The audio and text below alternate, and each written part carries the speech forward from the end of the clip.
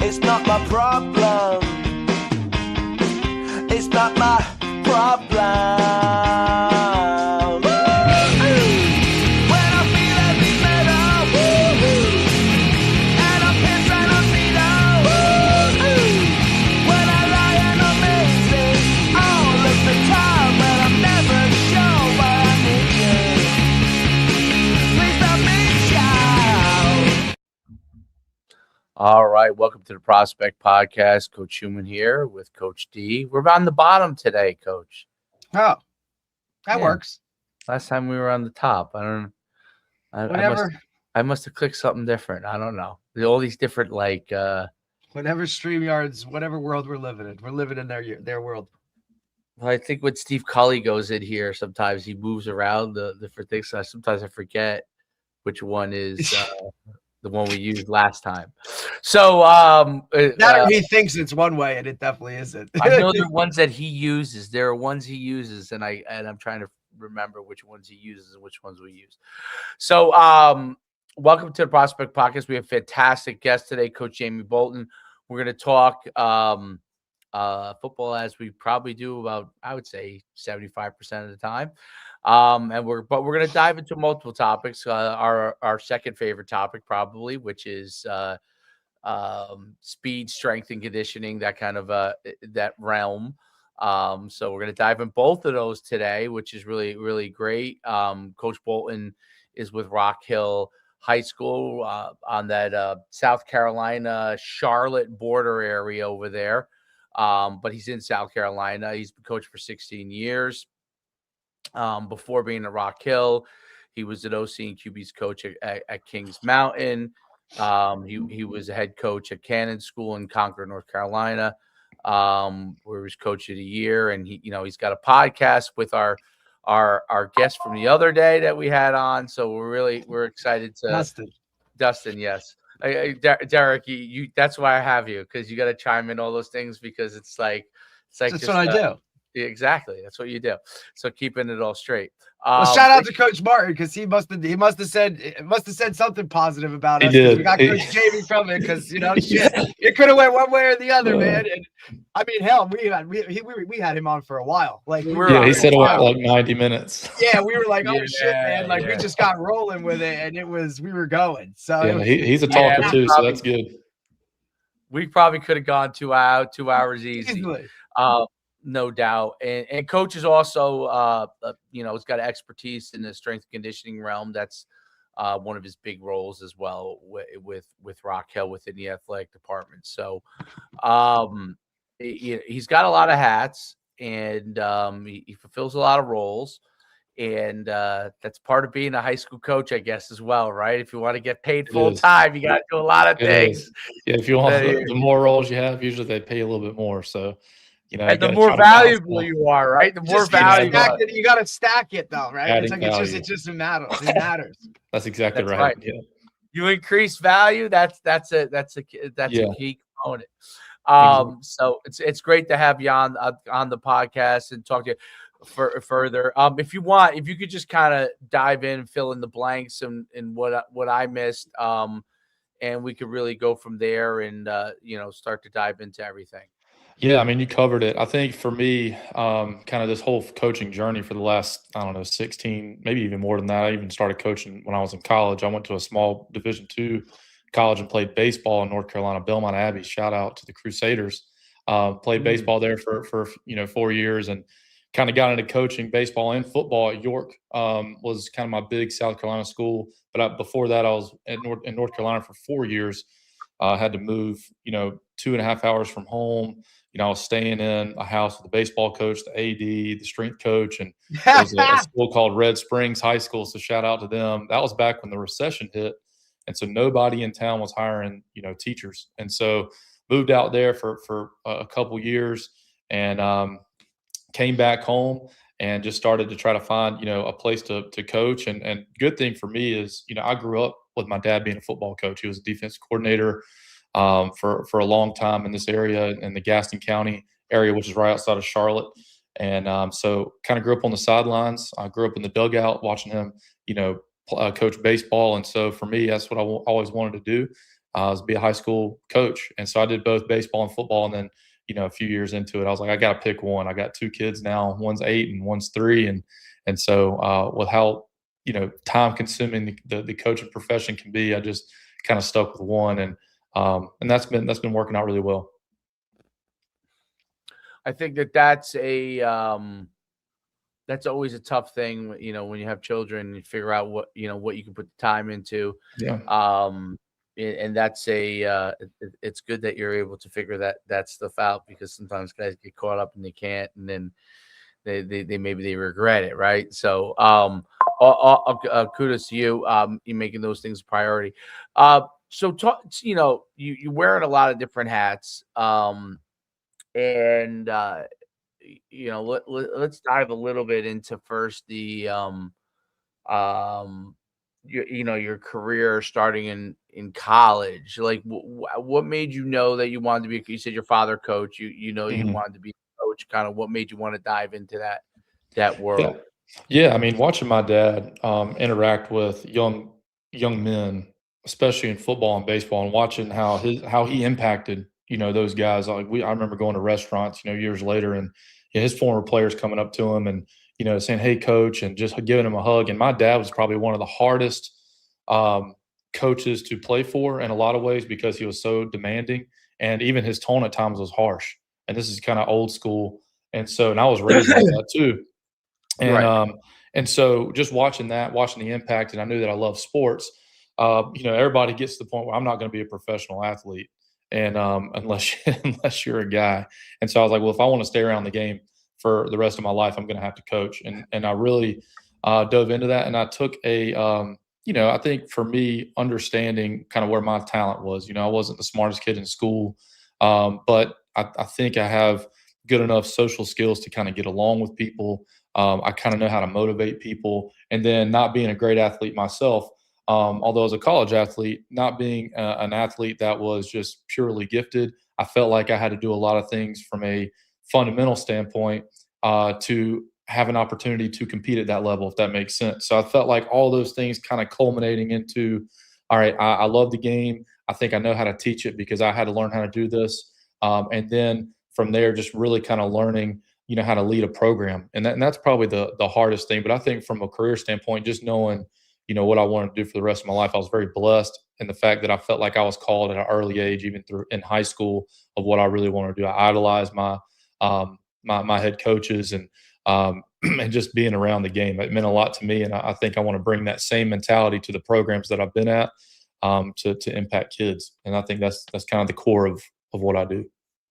It's Yeah, crazy, right, Dave? yeah. Because it's a trend that recently we've Yeah, we seen found with the coaches. I mean, it's becoming more and more into the limelight where, guys realize at an earlier age, whether it be coming out of high school or whether it be while in college, that, coaching is a direction that they want to pursue, and they just run with it. And, there's no longer that, okay, I'll get into it when I'm done playing, or recently a lot of guys like yourself, coach, we've seen guys play other sports in college and then go the football route, right? Mhm. We literally just had a coach on yesterday that did some of that, and he's a Division III guy right now, Yeah. interim head coach. And like we talk to these guys, and a lot of it, I think Dave can allude to it as well, because we've touched on it a bunch, is the opportunities that coaching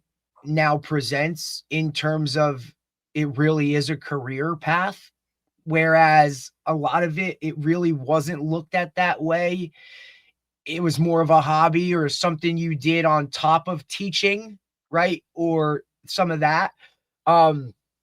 But it's so interesting to see. Yeah. I mean, I in the agree. last couple of weeks, it's been crazy. Yeah, and I think in our area, in the Carolinas, I've coached in North Carolina and South Carolina, and I've been back and forth a couple times too.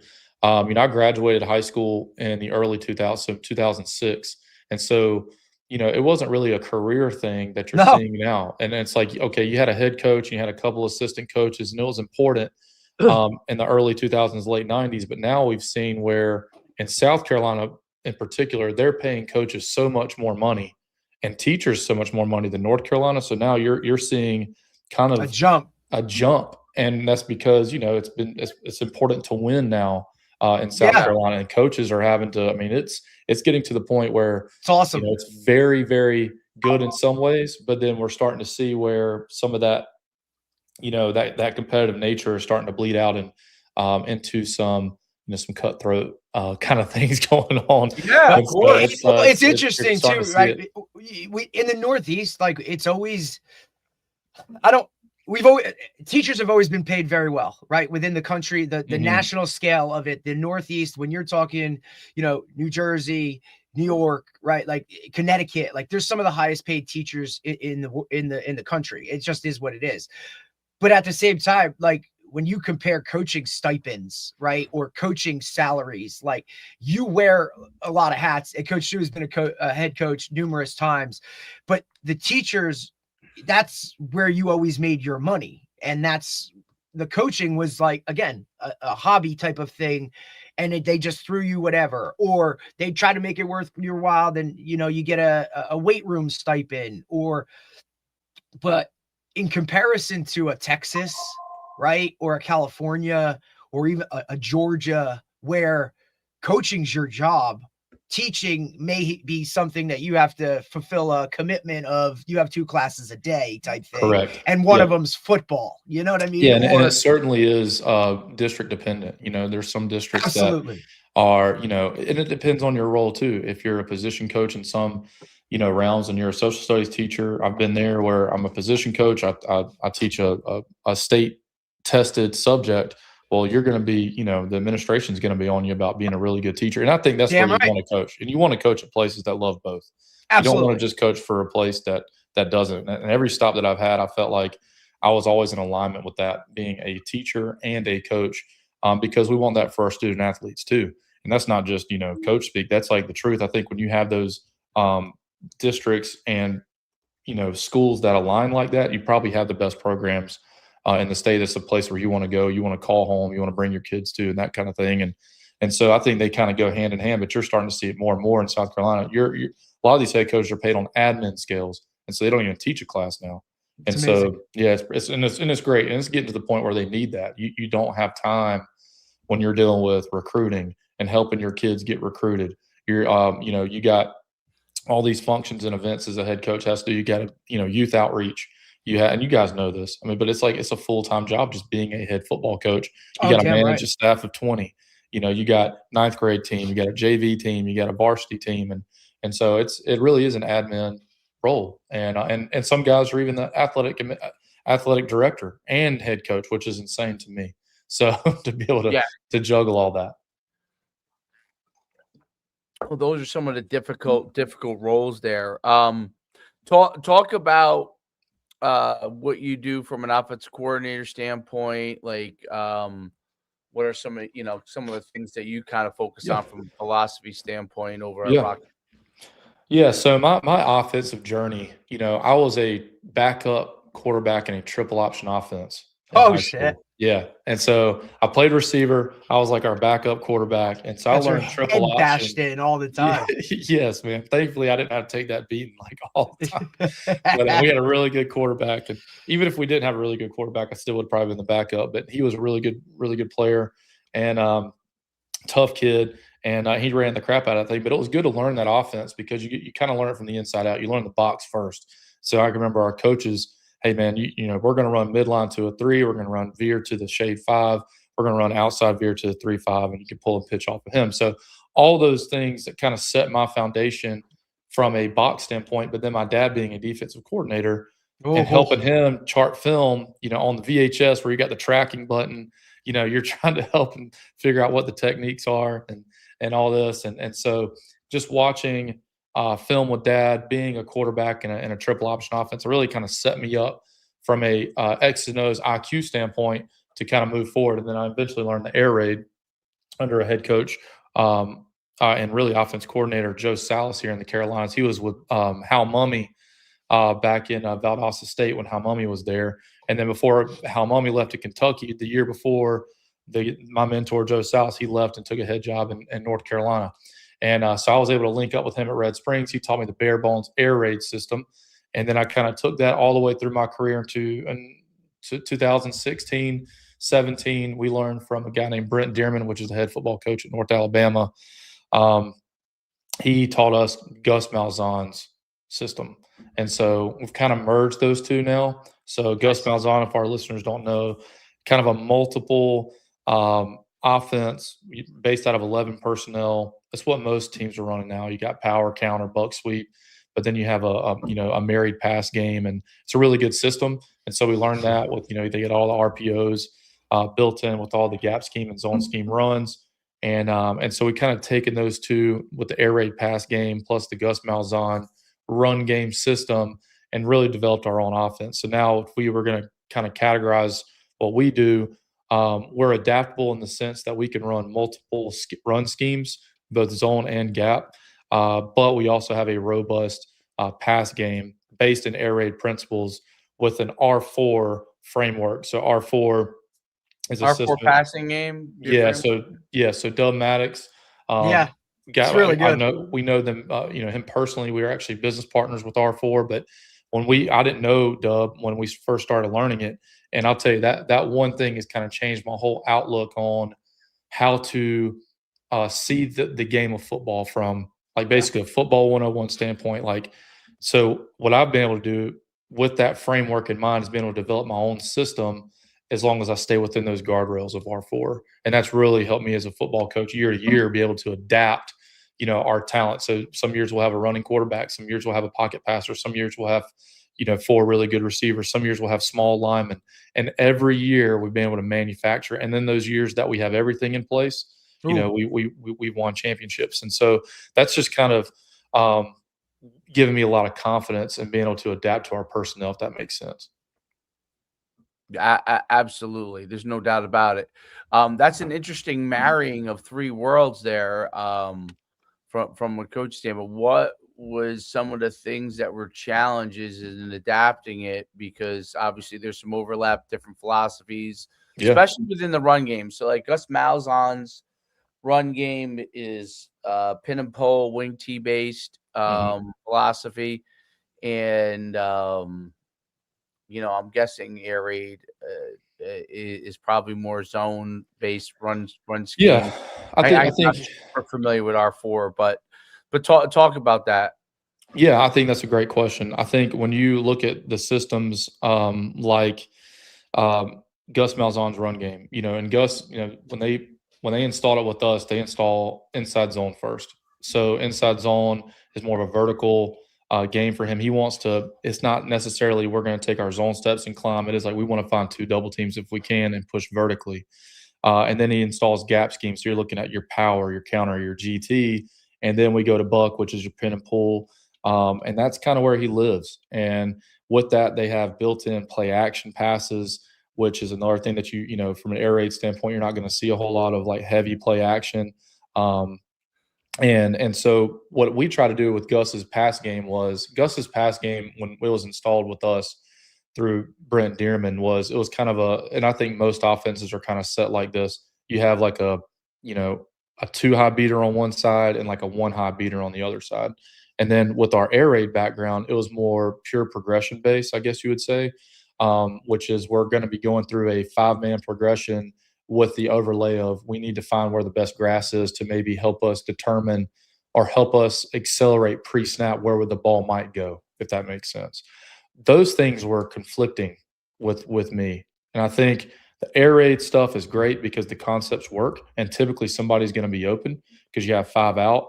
But what we weren't able to mesh very well is that tight end or an H-back into the air raid system. And so when we started to kind of run into those headaches of, okay, we have to get the H out and run a particular route that may be deeper than what an H-back could do, well, then we have to flex them out. Well, now we can't run our gap scheme the way we want to. So we had a lot of those issues. What R4 did is R4 said, okay, here's what a passing progression should look like for every pass concept because it's built on a timeline.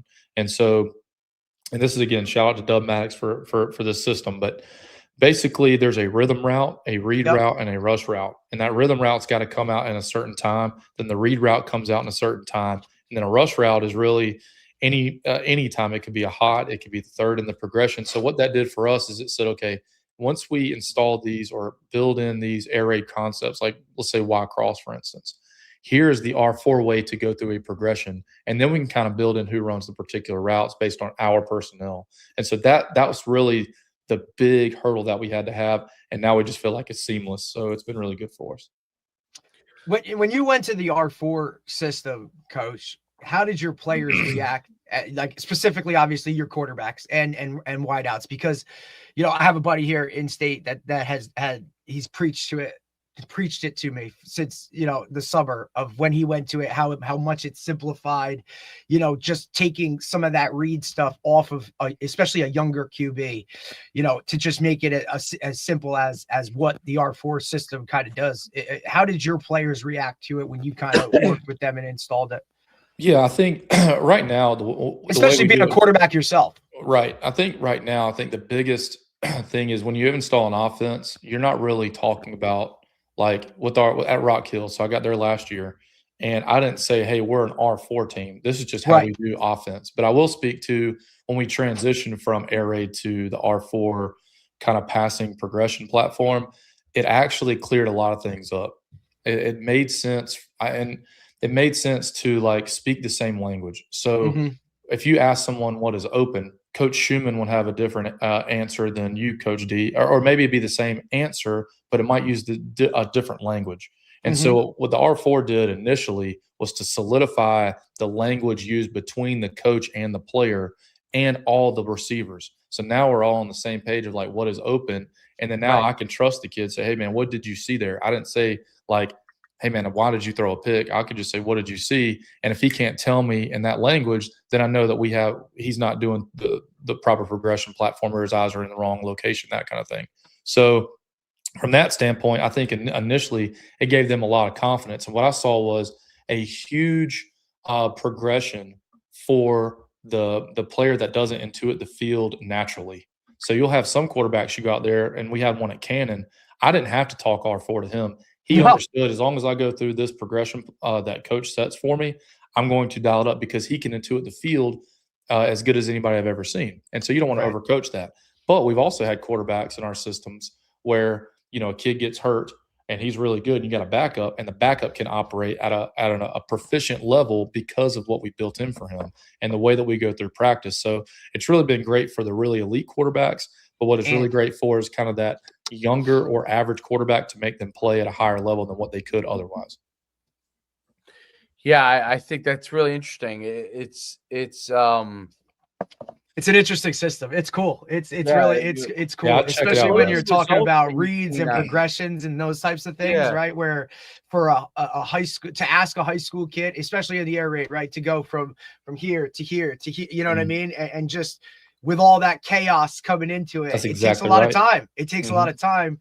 Whereas now, like this system, it's like, hey, you look, if it ain't there, like it's just, it's really in stone type of progressions. And what it allows you to do now is once you understand the timeline and the footwork with the quarterback and when routes break open and that kind of thing, what it allows you to do now is develop your own passing game. So now, as long as it kind of fits within a mold. And I like this too, because coaches will have suggestions on the weekends. Hey, coach, what if we run this? Well, as long as it checks these boxes, I'm willing to maybe do it. I'm willing to say, okay, is there a rhythm route? Is there a read route? Is there a rush route? Well, how does it marry with our pass protection? How does it, fit the quarterback scan model that we like to use? And I think when you have those parameters, and now it gives you the ability to maybe jump outside of what a air raid concept is, if it fits your players and quarterback or something for the game. And I just think it's a great system. We love it. We love it so much that, we partner with them and, we help Dub out a lot, but man, it's been a tremendous resource for us. And I can't say enough about it. I think sometimes, Coach, what gets lost in the sauce is what it does for receivers, right? What it does for them knowing, hey, I'm the rhythm route, or hey, I'm running the rhythm route. I got this. It allows those guys to kind of just get in the right framework of, all right, well, this is where the ball is supposed to be, and why is it not here? And what it just Yeah, allows them the whole, you know what I mean? right. Like the bigger Prime picture. example. Yeah, prime example is okay. And the R4 is not just the progression platform, man. That's kind of the tip of the iceberg. It goes Right. into all kinds of game planning and how to watch film with your players and all this. It talks about how to teach your players what like all the coverages are, the fronts are, and that way, if a receiver and the quarterback are on the same page and it's cover zero, we always know the defense can bring one more than we can block and cover zero. Well, who's the rhythm route? Okay, well, that receiver's got to know, like, I got to get open in this window of time because the quarterback's looking for it at that point. He's got to throw it on rhythm or he's going to get, sacked or hit or something like that. So it's beautifully built for that. And what it does is it's not a new, like, it's not inventing the game of football. What it's doing is it's consolidating language and builds a platform to where you can teach your players and coaches, the game through that lens, if that makes sense. And it's really, really good. I think coaches that have been coaching for 40 years, 30 years, they already know a lot of these things. But what it does, it helps the young coach kind of have a platform to teach from. Yeah, I think that's a really important point. Get your staff on the same page. It allows you to get everybody moving in the same direction. Get the coaches on the same page, especially the young coaches. That's always gives them a system they can draw on to be able to coach there. Do you teach that system? Are you guys no huddle? Are you guys huddle? That's a great question. Yeah, so tempo for us, it depends year to year, but typically we have multiple tempos that we go into. I believe this year going in, we're going to be pretty athletic, and I feel like if we get a lot of touches for our athletes, that gives us more of an opportunity to score, and because we'll have some really good athletes on the outside. We have a really smart quarterback.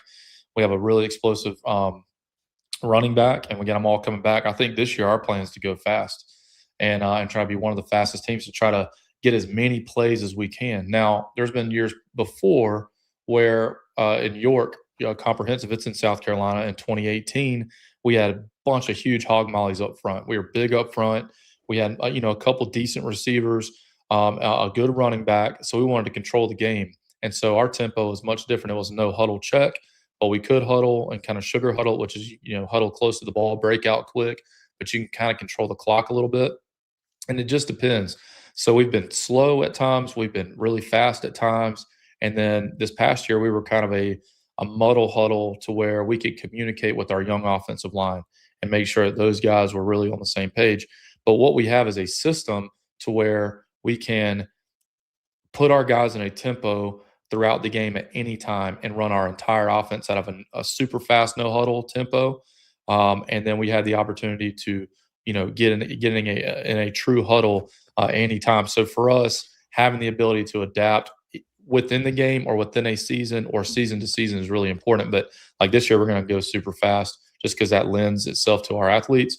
But if we want to control the game and run the ball and do things, and maybe it's because, the defense isn't, where it needs to be, and we want to limit the other team's possessions, or maybe it's the other team's offense is really, really good. We want to limit possessions. We need to slow the game down. I think you got to be able to do both, especially in high school in the area that we coach in at the 5A level. You're going to have the ability to adapt.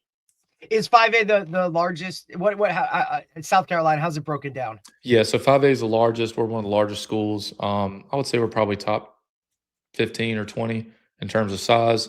And then, so 5A is the highest classification, yes. So you're talking how many kids in the building? We got over 2,000, but Okay. Some schools have 2,800, 3,000 students. So there's in South Carolina, there's a lot of rural areas.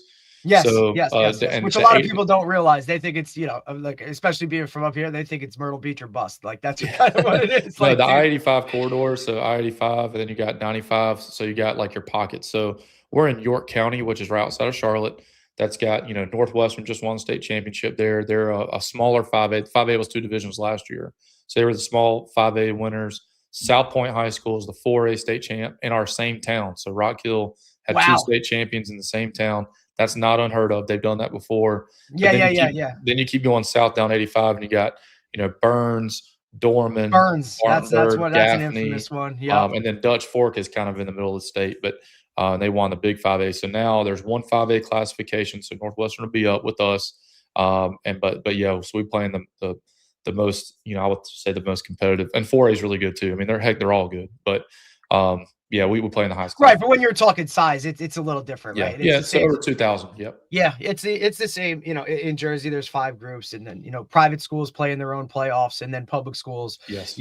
play in theirs. And it's Mhm. Group 1 is the smallest, Group 5 is the biggest. There's a lot of Jersey's really small, but there's a lot of people. Like Yeah, it's dense, very dense.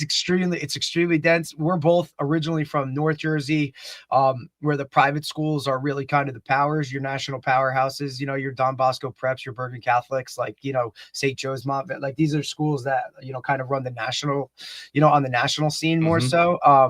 And then as you get into South Jersey, which is more, we're in Central Jersey now, which is, look, it's really good football across the board, but the private schools there's not as many, and that kind of factors away a little bit. It's more regional schools, where you have a lot of towns that go to one high school, where up north it's even more compact, where it's one town, one team, and the smaller school, there's more of them. Whereas down south, you're talking, because we kind of, if you're below where we are, if you're south of where we are, Atlantic City, more of like your outside Philly area, like that's, it's outside Philly, but it's still Jersey, so, Right. But it's regional schools where there's a lot of, it's big, like they're bigger schools, right? So Right. Your Group 4s, your Group 5s, and there's not so much of that private school hammer that kind of gets down on it, down there so much. But it's the same type of classifications when we're talking pretty much size wise, in terms of Group 5s being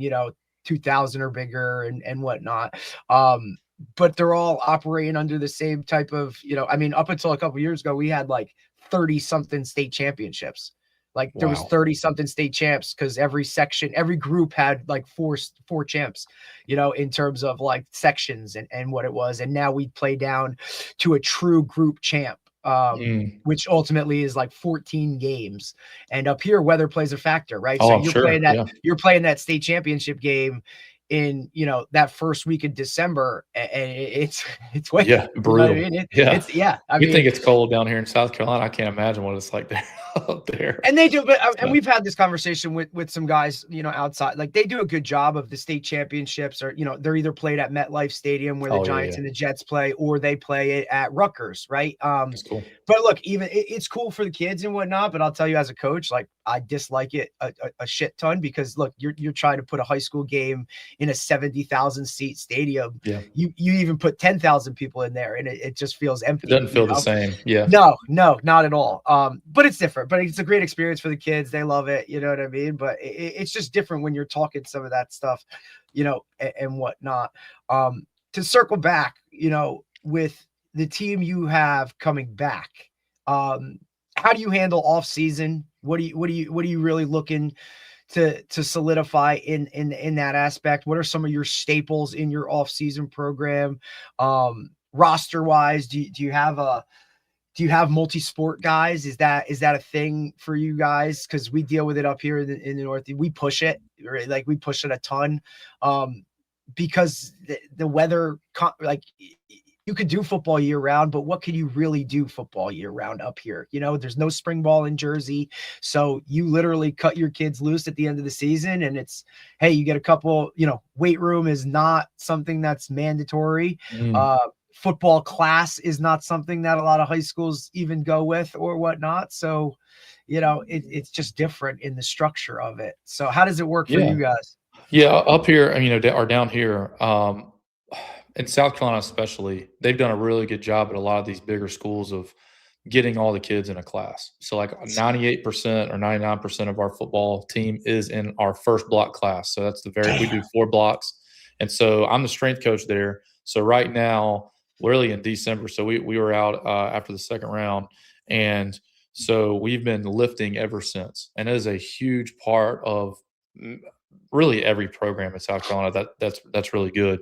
And even some that are kind of, so it's a full off season. Like we are in there. It is, everybody wears the same thing in the weight room. Our coach does a really good job. Like I know that's something so small, but I just love that uniformity, man. That's so cool. It's a big thing. So if you walked in, we have, they transitioned our weight room from an auxiliary gym. So we have 16 racks You have the hole wide open, in the middle.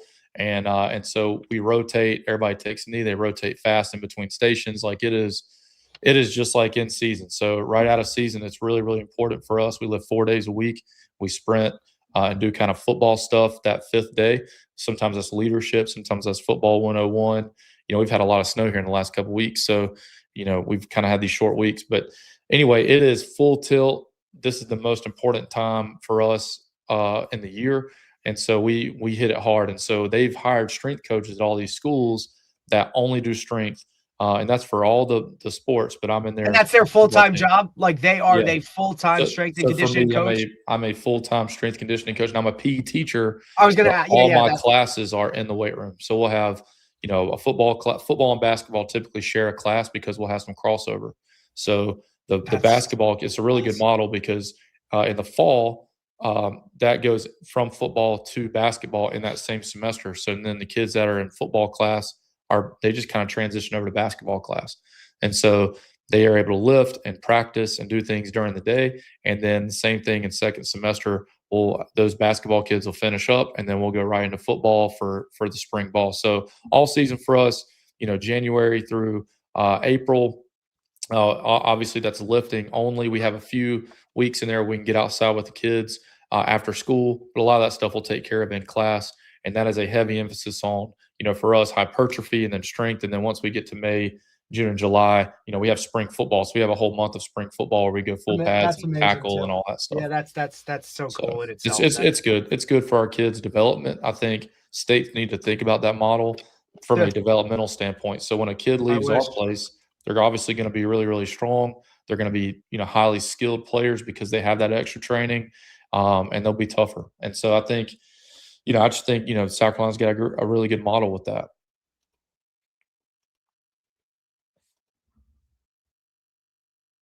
Leading into that, as far as your philosophy, as far as what you do with strength and speed, and kind of what are you what does that off season look like?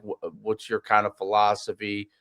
The reason why we always ask this is because we've had almost every Feed the Cats guy on, and so when we have coaches on for strength conditioning and speed, we like to see, what they use, what they don't use, what their philosophy is, those kind of things. Yeah, I think there's a lot of guys that I've learned from over the years. So Mark Hoover, so going back to your days, yeah. So Mark's he actually was really instrumental in me getting my head job at Cannon.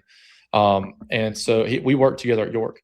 And so me and Mark were in the weight room together. So I was able to learn a lot from him. If you guys don't know Mark Hoover, go check his stuff out. He's actually moved back into the Carolinas. So that's awesome. He was down in Florida for a while. Yeah, we had talked to him when he was in Florida. Yeah. So he's been great. And then my time at Cannon, I was able to meet and work with Sean Powell. He's a strength coach at Cannon. He had a couple other assistant coaches there. Kyle Jackson, he's at Charlotte Christian now. And then Travis Webb, he's up in Perkins in Ohio. And just learning from a lot of those guys, and even doing the podcast. Like we've had a lot of guests on, but I think what's helped me is having the ability to look at strength conditioning through a sport coach's lens. And I think there's always some sort of battle between, a strength coach and maybe the sport coach, because the sport coach may not be as knowledgeable as those strength coaches in their field, but they do want to see certain things. But I think, again, speaking that same language has been huge for me. So going through, the USA weightlifting stuff, I got the high school strength coaches association, certification. And I think just learning from all those other coaches, being able to speak that language has really helped me be both a sport coach and a strength coach for all sports. And so now I can kind of relate on the same level as a sport coach. But our programming is 365. So that's what, all of our, programs have had in the past. And so I've picked up on that. And one thing that I really believe in is kind of this triphasic model. And I'm sure you guys have talked about in your program, but basically right now we're in our hypertrophy phase. So we want to be able to get bigger as much as we can, the furthest away from the in season athlete. So this will cycle through, and different, sports seasons are in a different cycle right now. So right now we're in the winter sports. So that's your basketball, in wrestling, they're in their, kind of phase 4 maintenance phase. But they're fixing to get right into their hypertrophy phase as they end their season and go into the off season. Right now in football, we're a fall sport, so we are in our hypertrophy phase. That'll go all the way through March. And so right now, where our rep scheme is, high volume, and that's going to be kind of that light or moderate intensity. So right now we're working at that 75%, but we're working at 8 to 12 reps on certain core lifts. And so we carry that all the way through April. And then once we get into April, we're in our strength phase. And our strength phase, we're obviously going to lower the volume and up the intensity. And that's when we're going to take those 12 weeks to really, really try to get our athletes strong. And so we love the hypertrophy phase first because, one, we can reteach technique without a lot of weight on the bar, and we can make sure proper depth on squat. We can make sure that our clean technique is good that way, and we're kind of building those muscles up. They're going to be super sore early on. And then once we get into strength phase, now we're really trying to go for that absolute strength. And then once we get into the summer, we're working in power and speed. So that velocity-based training comes in. With all of that, we have incorporated in power and speed to all of our phases, but the priority is hypertrophy, then strength, then power and speed as we kind of do that preseason prep over the summer. We also do a lot of plyometrics and maintenance in those sessions as well. So our sessions, now I know I'm kind of rambling a little bit here, but our sessions are based like this, and I think this makes us a bit unique. Well, you have a full block, correct? Correct. So we have a 90-minute block. 90 minutes. Yep. Look, like that's a great amount of time, as long as you're obviously structured within it. Yeah. And there's just something to be said about that first block of the day. Those guys, like, they get there and it's all right, here's what we're doing. It just kind of sets the tone. They're still, kind of foggy from getting there. So it's like, hey man, like, this is what's going to get you going. Look, it's just such a, rather than the whole, okay, after school bell rings, like you just went through your whole school day. Now you got to cut, oh, I got to go to the weight room, like that type of, to know, hey, like, coach is the strength coach. Like just, I think that in itself, and Dave and I have been at places where they've had one of those, like a full-time guy teaches a couple classes, but he's the strength and conditioning guy. And, obviously us as football coaches being involved in that aspect of it, right? Like you have those conversations of alignment and whatnot, but for you, you're on the staff, right? So your vertical alignment with your head coach and what you guys want to get across, it's all the same path and it's the same direction. And these are the standards. And I think that now allows the other programs, the other sports in the building to get on board with that as well. And it's not a, oh, well, it's basketball season, you're not doing football workouts. Like, well, yeah, I am, like, or we're in with the strength coach, right? Like, it just adds, I think, to the greater of the group, the school itself, school athletics, right? It's because everybody's aligned in that. It's not this coach is doing this, his approach is this, it's all aligned. And that's difficult, I think, a lot of times in a high school when you have, a guy that's he's the basketball coach, but what does he know about the strength and conditioning aspect of other than what he just researched or somebody's told him or what he always did? I think to have that. That's a great point. I think, one of the hardest things is, because I'm associated with football and heavily in there, I think making those inroads to other sports, make sure I'm taking care of those other sports has been, something that I've been really intentional about, because that could be kind of a weird thing if, one sport coach, a deterrent. Correct. And so, but now I think this, I've been there a year, not quite a full year, but, going through a semester and then making sure that I'm taking care of other sports. Because at the end of the day, the communication to that sport coach, we want to make your athletes explosive. We want to make them fast. We want to make them strong. And we want to prevent injury. Well, when you can kind of convey that to the sport coach, and then we also don't have a soft program, like we are going to coach your kid hard.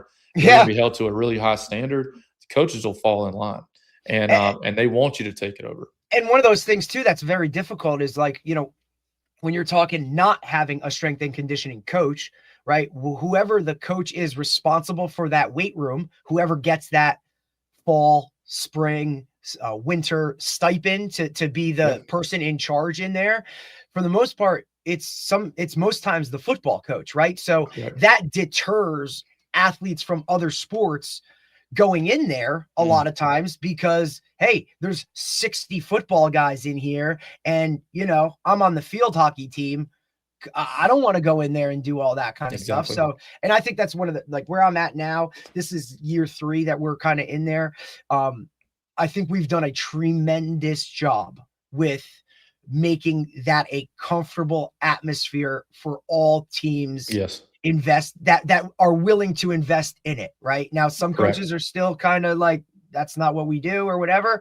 Okay. But to me, that's an issue in itself. That's a you problem, right? Because we're creating an environment where we want everybody to come in and we want to interact with you. And hey, if your coach doesn't have a program for you, we'll put one together for you to kind of help you with it. I mean, shit, I started coaching girls flag last year and I got girls flag girls that are in there and coach, what program can we do for us? Right. And it's like, all right, you're willing to put in the work and you want to come in here and get better. Like that's going to help you in your field hockey season or your basketball season. Right. So the good of the group, but that environment can be very intimidating for a high school athlete who's never really maybe done weights or any of that type of stuff to have it, like I said, somebody who's, in there and knowledgeable across the board and not just the football coach or, another male dominated sport.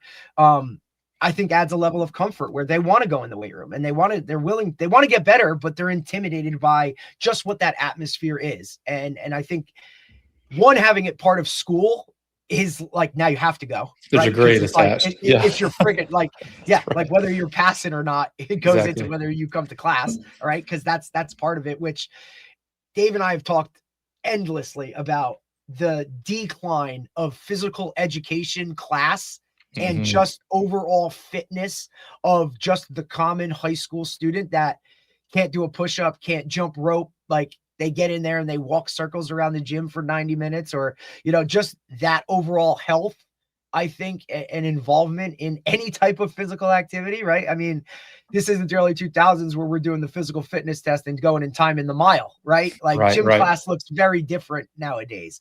I think that overall school focus on fitness matters and plays a big role. I agree. Yeah. And I think we've seen that. And good thing, shout out to our school district. We have administrations. Yeah. Non-athletes take my class. So we'll have like football block. We'll have kind of 2, what we call total body wellness classes. And so that could be a mixture of, they couldn't get into their sport specific class and we may have a student in there that doesn't play any sport. And sometimes we'll have special needs students in there. And so it's just really, really good that and we don't want them going straight to PE unless they just really want to do that.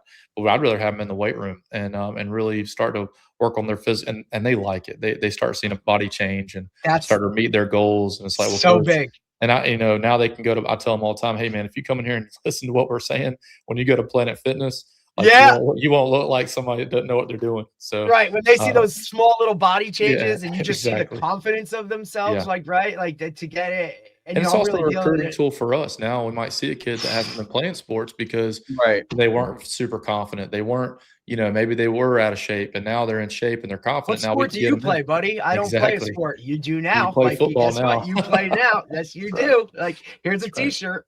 Yep. Yeah, I think that's a big deal. From the athletic standpoint, where do you see, like for football in particular, the important areas that have to get developed? Are you a big speed guy? Are you a big strength guy? Are you both? Do you believe in conditioning athletes? What are your thoughts from that standpoint? Yeah, that's a lot. Are you running gassers? Are you doing 61-10s? Are you crushing guys at the end of practice? There's a lot of science, right? And I'm sure you guys have had like Mark on, and there's a lot of science, and I believe in a lot of the data that's out there with different things. I think there's multiple ways to get where you want. Now we're at a place right now where we have a lot of natural speed on our team. And so for us, I know, and I've been to places where that has not been a problem to have, right, Dave? Yeah, that's the best problem to have, right? Can run fast. Exactly. Everybody can run fast. And, but I've also been at places where speed was an emphasis, because we lacked a lot of team speed.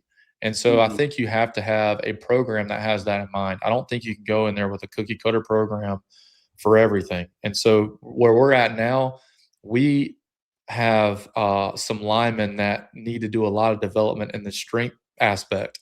It's not really a size thing. It's just it's a strength aspect. And a lot of linemen, in my experience, lack a lot of upper body strength when they're young. And it takes them a lot of time to build up that upper body strength. So that's something that we've identified with our particular athletes. I think the more you can narrow it down and have a program that can adapt to your athletes, the better. And we do that. Linemen, we're not running a bunch of gassers with linemen. We're just not. We want to keep their weight on.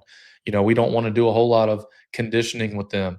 We want to make sure that we can get to max velocity a couple times for those guys. But honestly, speed for a lineman is not super necessary. When are they running a 40-yard dash, in a game? Now, our receivers, we want to keep them topped out. And we have our speed work is kind of built in throughout the entire season. And so right when we get into that end part of strength phase, into that power and speed kind of velocity phase of our work, that would be like May through July and August.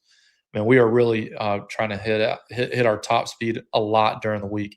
But right now we're not in that phase. But I do believe in speed training. I think you just have to phase it throughout and really emphasize it. Now, if we had a really slow team, I'd probably do speed training now to try to work as much of that as we can. Yeah, I see what you're saying. So so because you have those groups, so do you not touch it? Do you so if you feel like you have a fast team, what are you allowing their to explain what that looks like? So So like our programming for speed for like throughout the year is like right now our emphasis is we are probably not a strong team.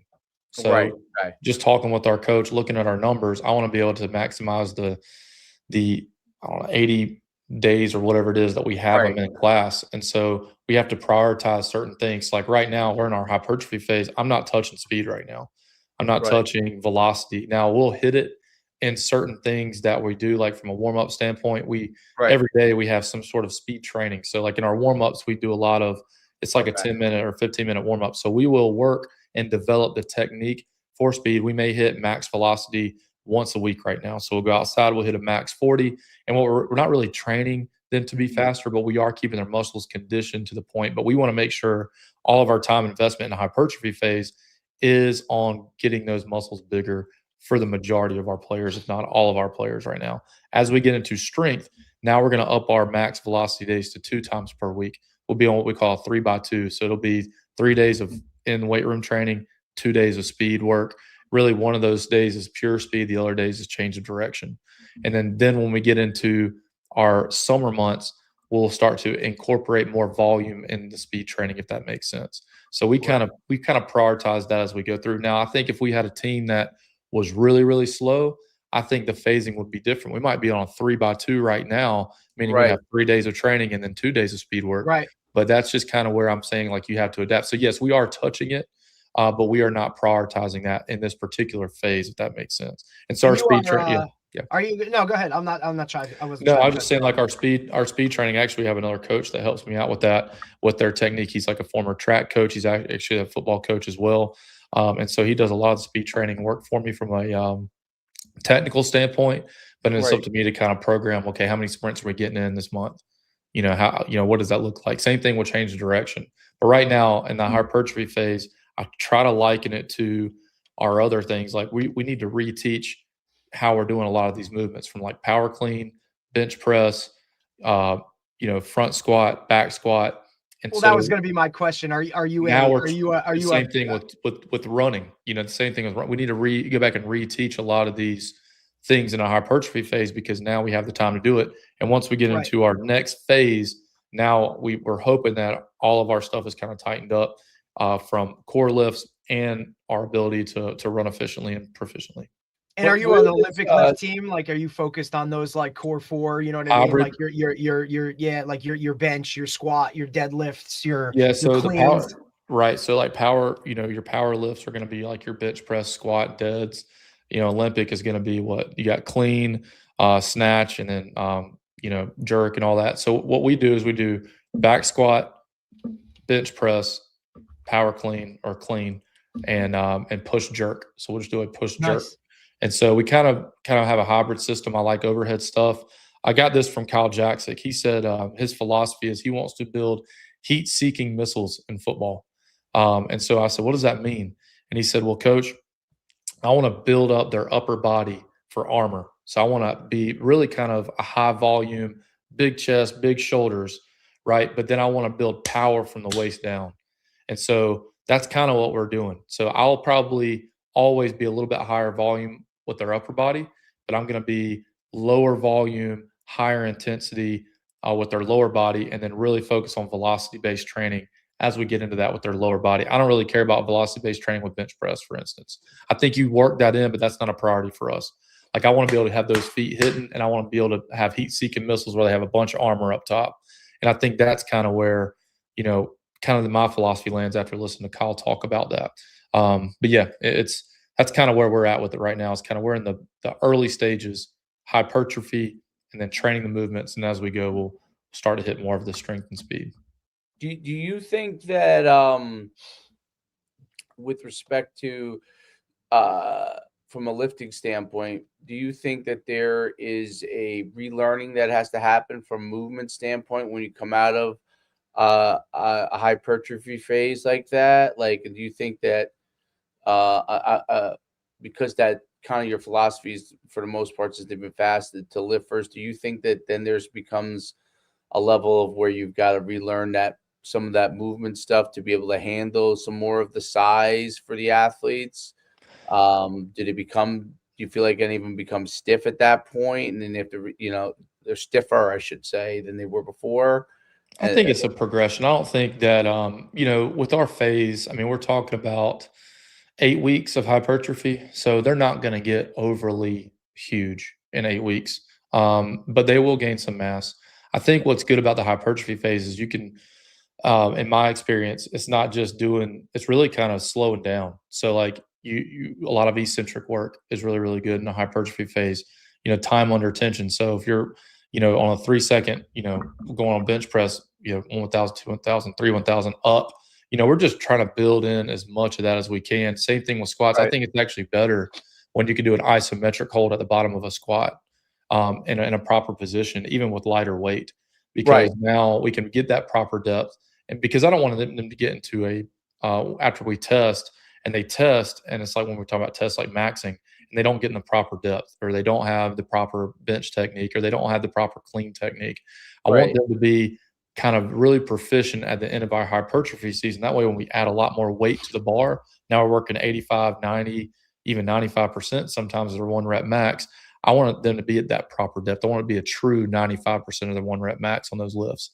And so I don't think we haven't seen any of that as far as a slowdown. In fact, what we see is a progression of not only their strength over time in hypertrophy and size, but also the ability to lift or to perform that lift proficiently, if that makes sense. So now when we throw the weight on the bar, now they are moving fast. They have that explosive range of motion, if that makes sense.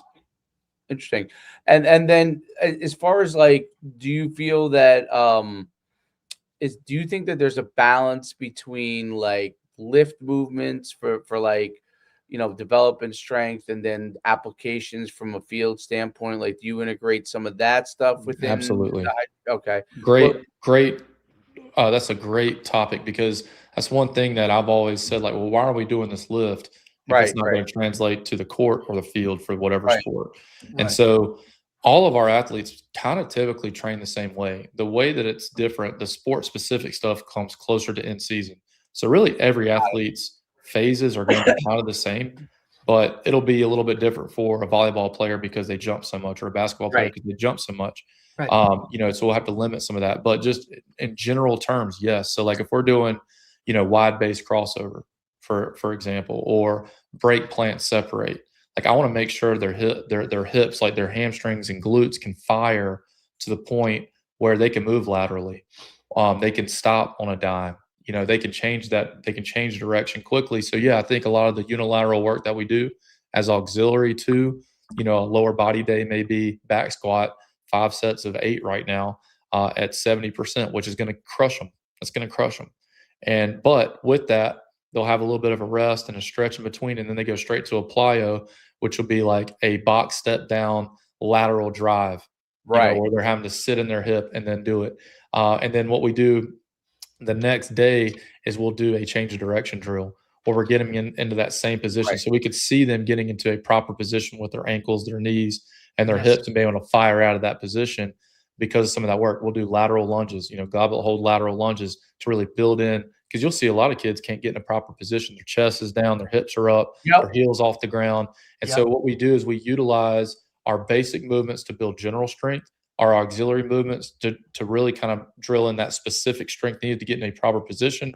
And then we apply that into our plyometrics. And so I think that's something that we've kind of incorporated, and that's in every phase: hypertrophy, strength, and power and speed.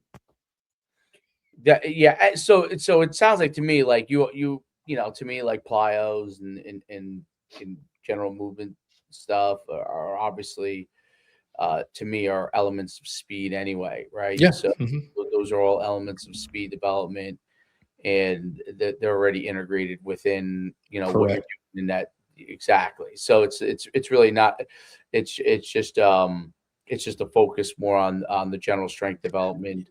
Yeah. To get them. And I'll speak on that just real quickly. So like our day will look like this. We have 3 tiers in a lift. And so if it's a lower day, tier 1 is going to be like back squat.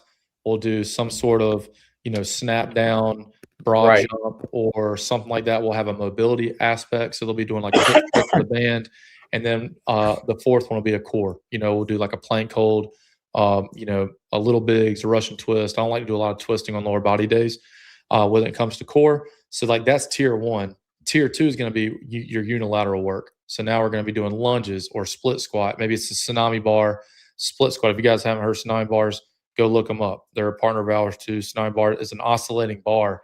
So it creates a lot of force without a lot of weight. So we'll do tsunami bar split squat. We'll do a tsunami bar front squat sometimes. But I do a lot of unilateral work in tier 2. And then I combine that with a very specific plyometric for that day. That plyometric may be a linear kind of plyometric or a lateral plyometric. Sometimes we combine them to where we'll do like a linear plyometric and then change directions and flip our hips. We just got a lot of room to do that. But that's all built in within the workout. And then tier 3 is more of your volume. So now we'll do, a lot more auxiliary type volume in tier 3. And typically that's, more unilateral work, or we're using like, it could be like a hamstring curl, Nordic stuff like that, to where we build that into our entire, day for like lower body. So we kind of build it all in. Very, very, very interesting stuff. Like it's like the training model, like the whole integration of all of it is really, really interesting. It's interesting how like the different elements come in and how they integrate into the whole entire like picture. Like that's one of the benefits of having obviously a full-time strength coach. Do you use any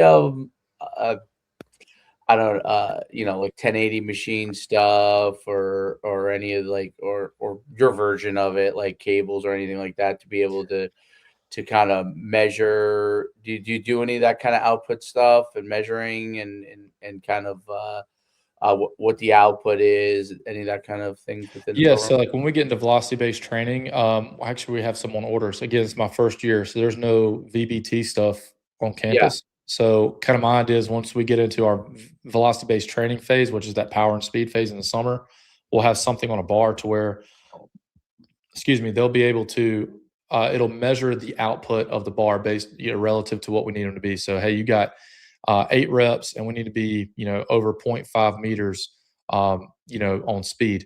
So they can kind of measure that bar speed. That's kind of the idea that I would like to use. There's a lot of those implements out there. You can something can attach to a bar. Heck, there's even a thing where you put on your rack and it thing films the bar. Yeah. Really expensive. Perch, I think, makes something like that we've looked into. But a lot of that, if you can't measure, it's really hard to feel. And so if we're really training for power and speed, then we have to be able to measure the bar, because the kids can't feel, when it dips below a certain threshold. And when it dips below a certain threshold on speed, then they're not really training speed anymore. They're training more strength. So yeah, that's a good one for us that we're gonna have to consider. I learned this from Sean Powell at Canon. He did a really, really good job with his VBT stuff. Yeah, I think the VBT stuff and for measuring the bar movement and how their velocity, and then just from a tracking standpoint, and obviously timing things, squeezes out those incremental gains. But yeah, it's I was curious about that aspect of it. And then last question from a strength coach is the squat. There's two things that I think are like, I'm curious what coaches are doing, because one of the things that I've been like thinking real hard about. Well, one is on the Nordic, the Nordic leg curls. Like I'm personally not I don't see the benefit for the athlete. I'm not talking about a weightlifter. You know what I'm saying? I absolutely see it if you're like a dude trying to get like, thick and stuff like that. I get A it. bodybuilder. Yeah, bodybuilder, or even if you're like I would say even maybe a weekend warrior athlete, you know what I mean? Because it probably maybe bulletproofs like the hamstrings or something like that. If you're not really going at high velocity, you know what I mean? I could see it from that standpoint. What I do think is like, and I'm just curious if what your thoughts are on, if you've researched it at all. But like a lot of research, like I feel like for athletes that are moving at real high speeds, since it like works one specific thing that I feel like its juice isn't worth the squeeze on it. And so if you were asking me years ago, I was like much bigger on hamstring curls and all those kind of things, and even more. But I kind of thought back even to my own self from an athletic standpoint, that I thought, it really probably wasn't even necessary, right? Yeah, I think for us that one first. So yeah, I think for us, the way that we can build all this stuff in organizationally is there's just a lot of boxes you have to be able to check. right. And I learned this too from Sean Powell. And I was like, well, he would always come in and we'd talk when I was the head football coach, and he'd say, okay, let's build out what we want to do and what you want to see. And so he would have specific things that he would want to check. It'd be like, I want to do some unilateral work, but I really want to work like the posterior chain or something. There's a lot of like boxes that we want to check.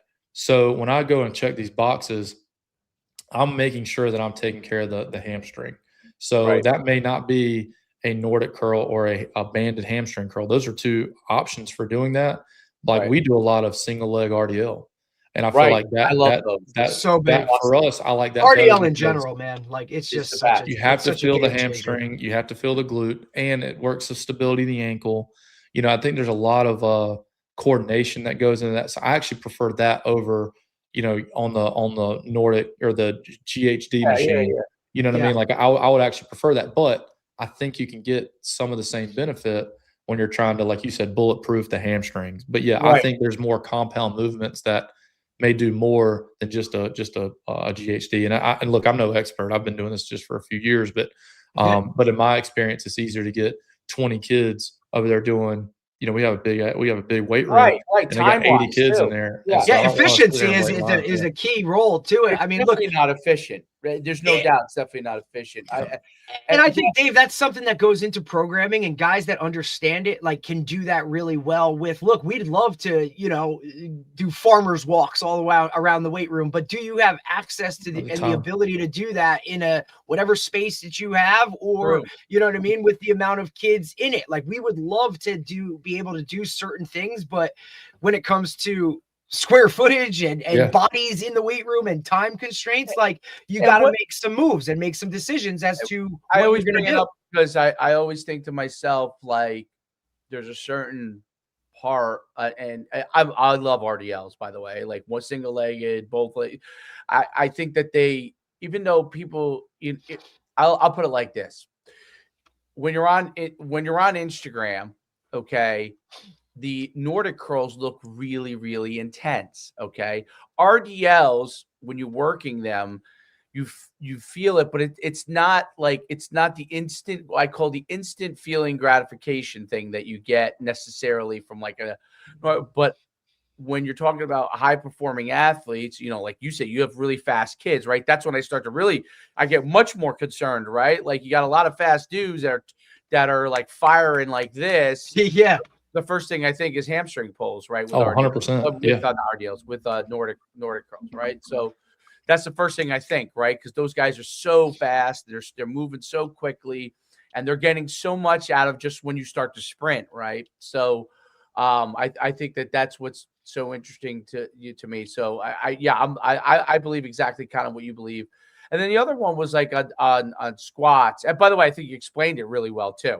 On squats, the other thing that like and Derek knows, I'm like over the years of working with me, I'm like sick on like just I'll watch a million things on something and then and look at the research and then just try to think, like, draw the conclusion. And also, having been a pretty high level athlete myself, like I think back to things that worked for me and didn't. Like I just had this discussion last night with my father, who's been he still coaches, he's 85 years old. And over the years, renowned track coach, man. That's awesome.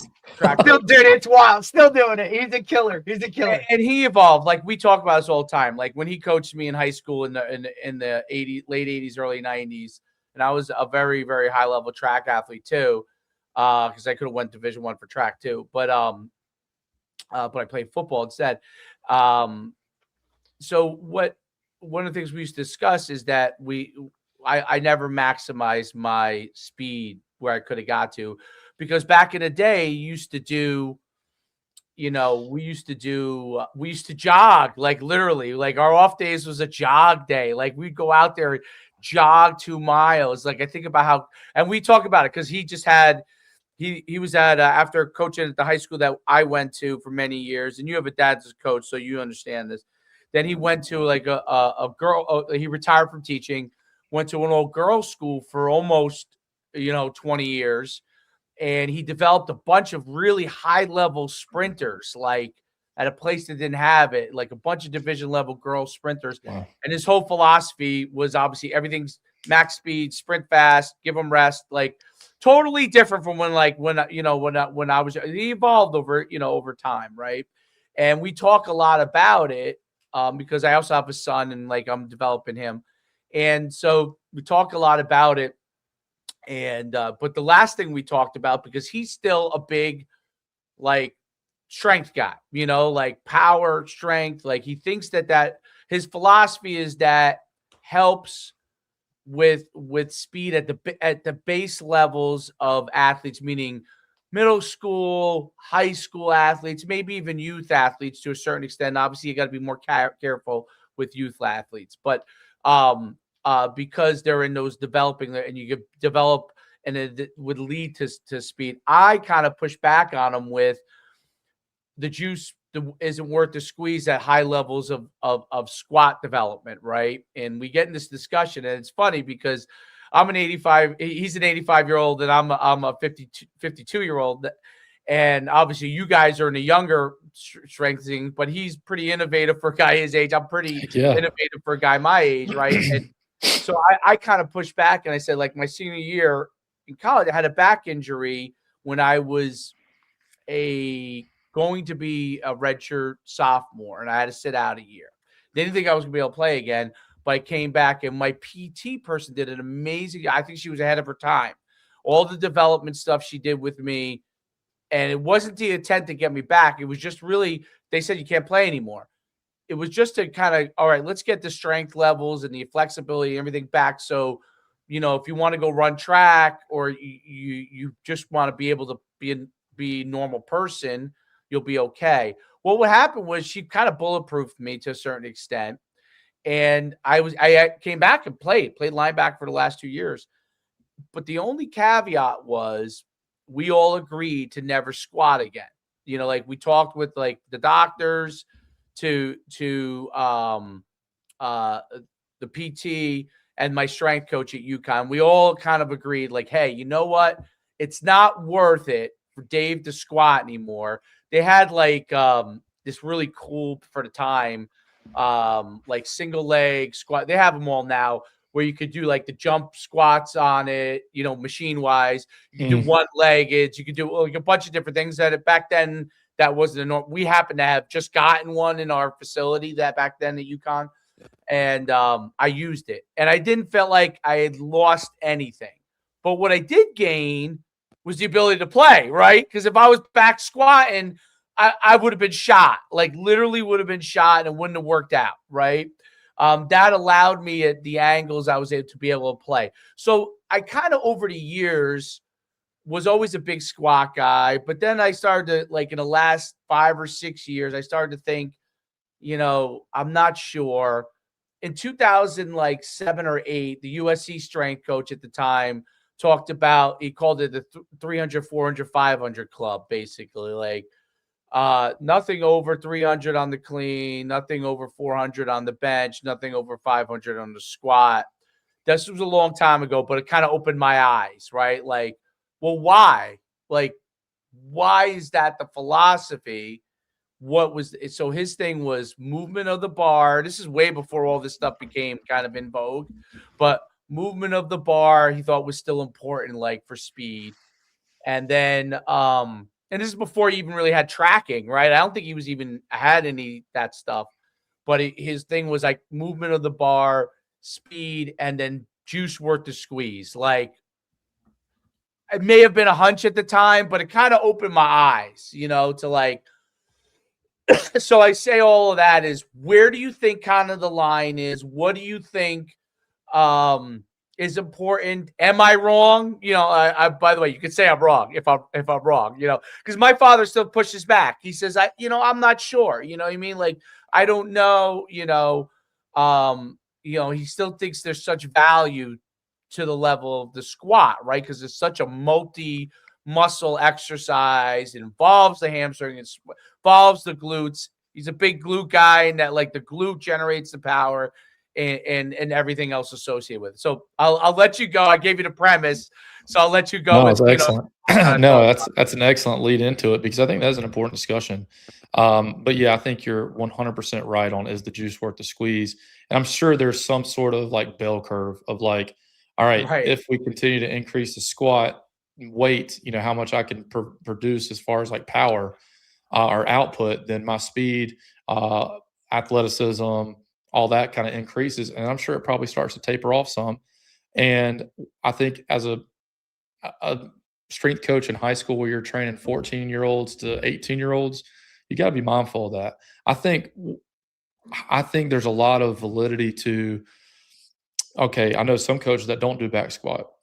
They only do like split squat, or they only do like front squat, and we do a variation. Like, we'll have a variation throughout we rarely do a back squat in season. We're typically doing our bunch of unilateral work or front squats. For a multitude of reasons. One, we don't want to overload their central nervous system and all that stuff. But I will say, I love the 300, the 400, the 500, and I don't know if that'll be totally appropriate for high school athletes, because they're probably going to be lower than that. They're going to be lower, right? Exactly. But I love the premise of, all right, if I have an athlete that is squatting 550 pounds, like super freaking slow, what are we training here? Right. Like, what is the purpose of that? So yes, I do think there is a time where you cap it. And then once you cap it, then maybe you switch to something else for that particular athlete. But I don't want to do that full sell, because there might be another athlete in there that needs to build a base of strength just to get in a proper athletic position. So like being like a linebacker, for instance, and I know we are never, ever, ever in a bilateral stance when we make a tackle or when we're running. But I do think there is something to be said about a general base of strength for a high school athlete, especially a younger high school athlete, to be able to build some general foundational movements that then, as they progress and get older, then you could start to specify, okay, now let's do you're only going to be a split squat guy. You're only going to be let's really work on your front squat. But I think for a college athlete, like when I was in high school, when I was 15 years old, I had back surgery because we did back squat.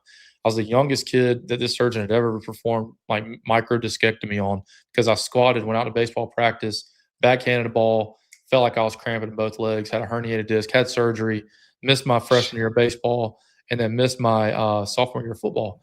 And so I was out. So I've been there. And squatting probably did it.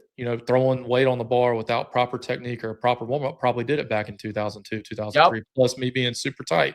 Didn't hurt anybody else. But for me, that was Which is not the right actually protocol. a crazy thing at that age to have Yeah, to deal with. it's 'Cause crazy, we man. understand that Yeah. that back issues. And I It's still just one of have those a things. Like it's a never ending type of Well, thing. right. Coach, that's a great point. Yeah, finish that point because I want to. Yeah, let me just and so I say all that That's to really say, great. like, I feel like there's some nuance to that because I feel like you got to be able to teach some foundation. Like we had a kid at Cannon, he was a 500 something pound squatter. He could bench, a bunch of weight, probably over 350. He's a running back kid. He's clean close to 300 pounds. It's like, well, why are we going to still push this kid to power clean over 315 when he can hurt a wrist, he can hurt his shoulder? Because power clean is probably as controversial as anything in high school, right? No doubt. Yeah. Right. What is the juice worth the squeeze on injuring an elbow, shoulder, whatever for an athlete that doesn't do powerlifting or Olympic lifting as a sport? So I'm 100% with you on that. But I think from us and my philosophy is let's get some foundational principles early and then really start to deep dive into specifying what that particular athlete and what they do well later on. I think that's a great point. It is so tough because like for a long time, the science kind of was ahead of this stuff. Like when you had the Russian information that was coming out, a lot of this stuff back in the day with like when Nebraska really moved forward, you started to get a lot of stuff in the 60s, 70s, 80s, right? Mm-hmm. That led to a lot of the stuff that we probably do now, right? Is like foundational. And it was amazing. Like people studied it. And then there got to a certain point because we had so many things happening fast with technology that you couldn't get enough studies out on certain things in order to, or enough people participating, maybe even the bigger issue, right? To get the studies that you need on these kind of things. Like no longer do you have like a communist country like Russia just grabbing all these guinea pigs and just saying we're going to test them all, and not just lifting and sprinting wise, but chemistry wise, right? We're going to test all these guinea pigs to give you all this data, right? Like there'd be probably here's your cocktail. International crimes against humanity if you did that. Get banned from the Olympics. Yeah, what their kids look like now. I don't think you don't have it. Maybe like the United States Olympic Committee might be doing some of this stuff, and maybe I'm sure China, which probably keeps it to themselves, they might be doing it with their athletes, but keeping it to themselves. But I think that's what makes it a little bit harder, right? So we're in a little bit of like guinea pig on our own athletes, testing this, does it work?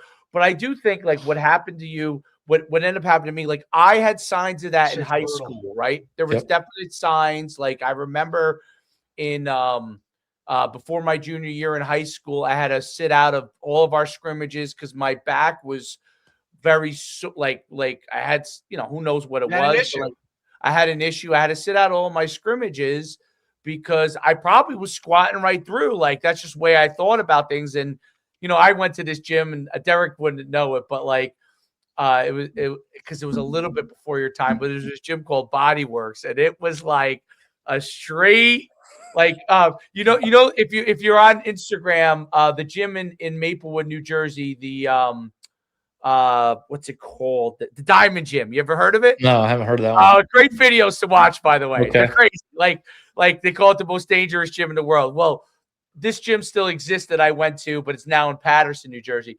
But it was over in Elmwood Park, New Jersey. And all these guys were like totally high-level bodybuilders, and they were great people. Like, I loved them.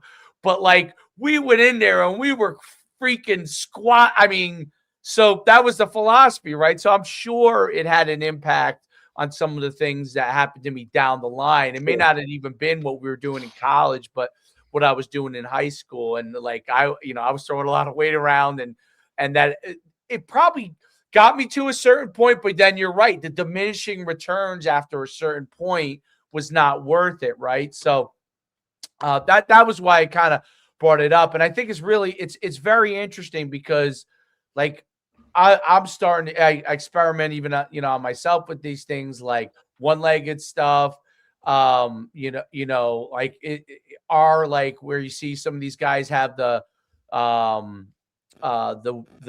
the thing around their waist where they're doing the squats, which is like pushing down on the leg and without like the guy. I don't know if you know him, Derek.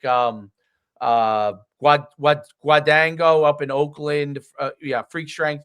So one of the interesting things is like the guys that have this whole like strength and conditioning world has expanded out and speed wise like throughout the United States, and a lot of it now coming out of Chicago and then expanding out to where you guys are. A lot of it started back in the 90s with, I don't know if you know the name Bill Parisi, but when Bill Parisi came around with the Parisi Training School, and then we had training facilities back from 2000. I had it from 2003 to 2011, and my partner who was from the Parisi, and I don't know if you know who Joe DeFranco is, but Joe DeFranco, there was this like kind of world in North Jersey that like it all spawned out of like a lot of the speed and strength stuff, which now kind of, I would say phase 2 or 3 would be a lot of those guys out of Chicago with Tony, and then what you guys are starting to do around the country, the younger guys.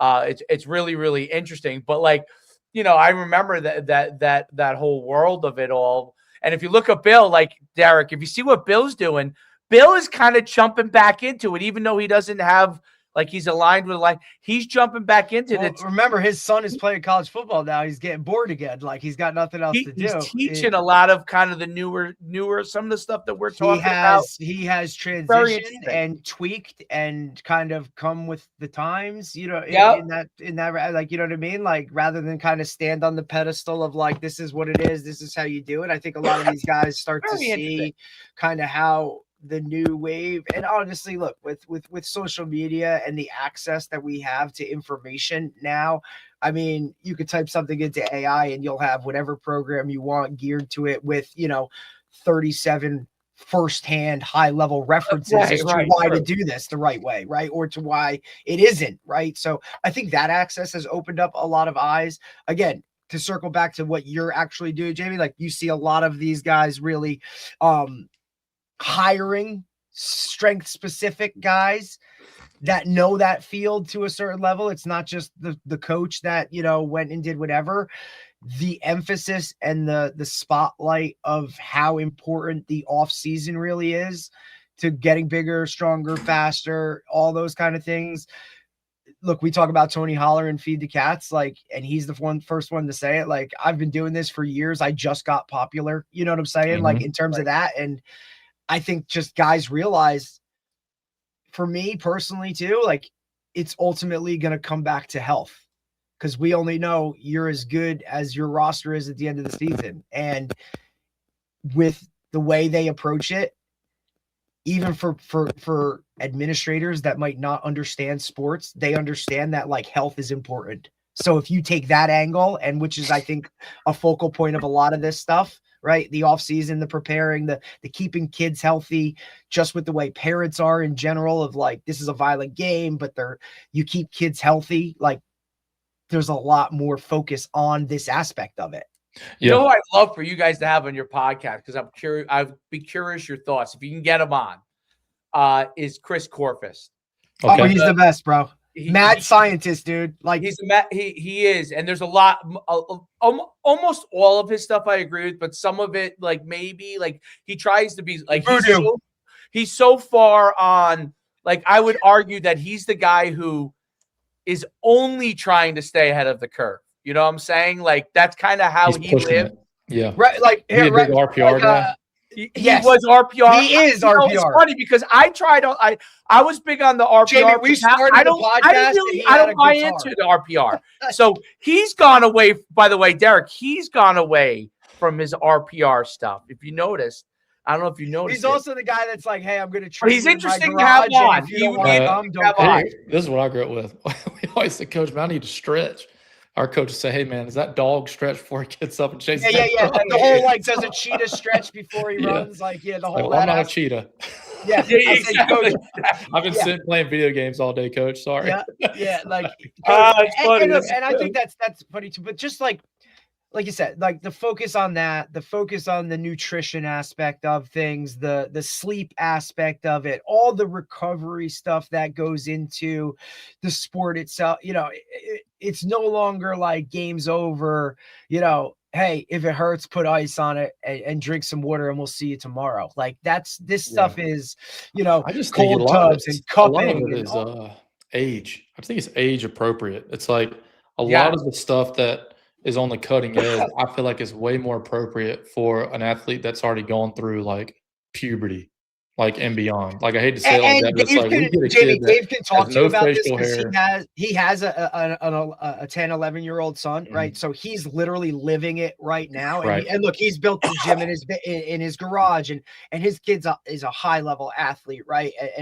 But to see like that maturation process, right? And we say it all the time, like the hardest thing to grasp or to gauge is that middle school kid to high school, because have they hit puberty yet or have they not? We reference all the time like that.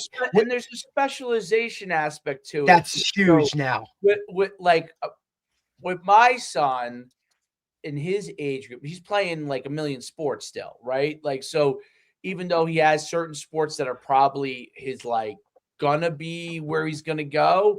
You said you had what, Jamie, an 8-year-old? 8-year-old girl and then a 3-year-old boy. Yeah. So you're like just getting into that. Just getting into it. Yep. Yeah. And she's into dance. I got and some all that years, stuff, Dave. I got some years. I'm good. She's gonna be in sports. But the little boy, he'll be an athlete. He'll be an athlete. Yeah, Yeah. nice. So like I learned a lot of things through my own son, like that challenged the way I thought about certain things. You know what I mean?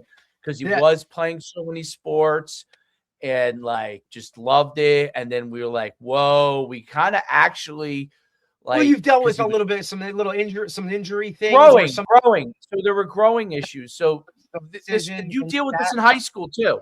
So you deal with this in high school as well.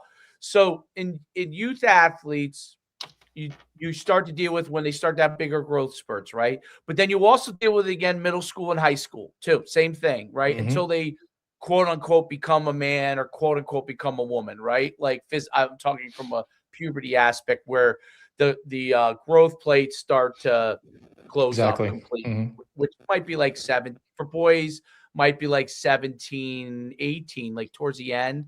And girls maybe 15, 16 for the majority. Everybody's different, but like in general, right?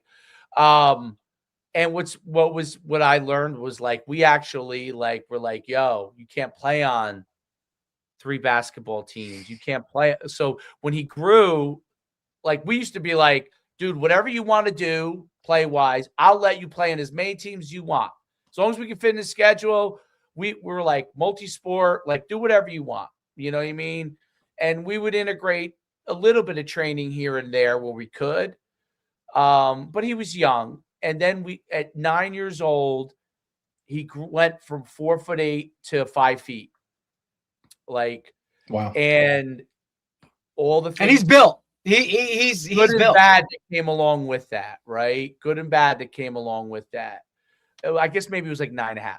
All the good and bad that went along with that, which was basically he had developed Seavers, okay, which a lot of middle school athletes and high school athletes can get either on a version of it on the knee, which I think is Osgood Slaughter's, or in the heel, which is Seavers, right? And those are like such important parts to sprinting and running, right? Obviously, and jumping and all that stuff and lifting. So I was like, whoa, like I like we had to rethink things. Like, you know, he was in his a boot for a month with that. And when we came back, you know, we were told, oh, he come back, he'll be right back to where he was. No, he wasn't. Like his strength level and that foot were significantly, he almost could not push off. Like he was not hurting anymore per se, but he couldn't push off, right? And he didn't have the strength. So I was like, wow, I really got to figure out how to get him involved and do strength stuff with him, right? So like from a rehab standpoint, yeah. It was. So he went to rehab. Like all football season, he was playing, he was in rehab. That was huge. That was phenomenal. And there's a place here, Rip, this guy, actually he was Bobby. Parisi disciple, but his wife runs the physical therapy. He was a high level javelin thrower. Javelin football. He played football, I think, at Mama too. Yep. But he was a high level javelin thrower. But he so anyway, so he did that. Then it was up to me right after that part. So I had to really so I started developing the strengthening part, the movement stuff. And what was interesting is what your point is, age appropriation. Like Chris Corfus's stuff, which he really is focused on the high level people with this, actually applied to my 10-year-old, because it was like some, things that you would say are fine tuning for the high level sprinter or football player, quote unquote. But the ankle work, the footwork stuff, the bouncy work stuff really actually applied to his situation, because he had lost so much lower leg strength. Okay. And it was really interesting. So I started doing it. We really started a lot at the conclusion of football season, because you're getting beat up in football. So there's almost so much we could do. But in basketball season, we've kind of worked through it all. And, in basketball, you're playing a lot of games, you have practices, but we've worked through it with speed and all. And I can't, in the 3 months, it's amazing. He's not near where he needs to be, but it's amazing as to what has happened. He went from zero bounciness. Foot would be like, if he was to sprint, the heel would go back down in order to go. That's like your first sign, right? Yep. There's a lot of weakness there. Go right back down. He couldn't believe how slow he was. This was a kid who was very, very fast. Couldn't believe how slow he was. Now he was bigger, so you got to, in the age things, your body has to kind of relearn to do certain things, unfortunately, but that's just how it is as you go through each stage of development as a kid. For some kids, not every kid, but for some kids. And so he couldn't do it. But now we got him back. So now we see in the bounce, I go to Lifetime Fitness. They have this skill mill treadmill that we use. And then we use, they have this, I don't know what this treadmill costs, but only adults are on it, but we use it for pushing a version of, you can push the sled on it, you can add it you have a power, and it's worked out really great, right? We're doing all these different things on it, but incorporated with this strength training. But your point is really correct, age appropriate and growth development appropriate. That's the hardest thing for your job, is growth development. They could be 14. This 14-year-old could be like an 18-year-old. Yep. And this 14-year-old could be like an 11-year-old. And you got 80 kids in there. And you got 80 kids in there. And you all of a sudden, one of them comes to you and, you're like, oh my God, this person's strength is so, it's not that he's not it could be a great athlete, but his physical development phase is so low. I got to address this while this guy's a man and he's putting more weight on the bar. Yeah, that's a great point. We'll have a kid in there that is a rising sophomore, right? He maybe came to us late. You never know. He doesn't know how to power clean. But we also have a rising senior that's, pushing okay, the kid's going to power clean 315 pounds, so and they're in the same class. Right. So obviously we have them at different areas, but you have to be able to, I guess, differentiate what you do in there. We'll have to start with the other kid, the younger kid off on a progression, and then the other kid, we might have to say, man, we don't need you doing more than 85% of your one rep max. So you definitely have to have that in mind, plus all the other 78 kids that could be in there. And then let alone if you're in a place where it has different sports, different phases. So my hat's off to all the strength conditioning coaches in high school, because I think that's the hardest job. I think if you want to go get specific work, I think that's an excellent opportunity to go get some extra speed work or go get some extra one-on-one time with a trainer outside of it. Right.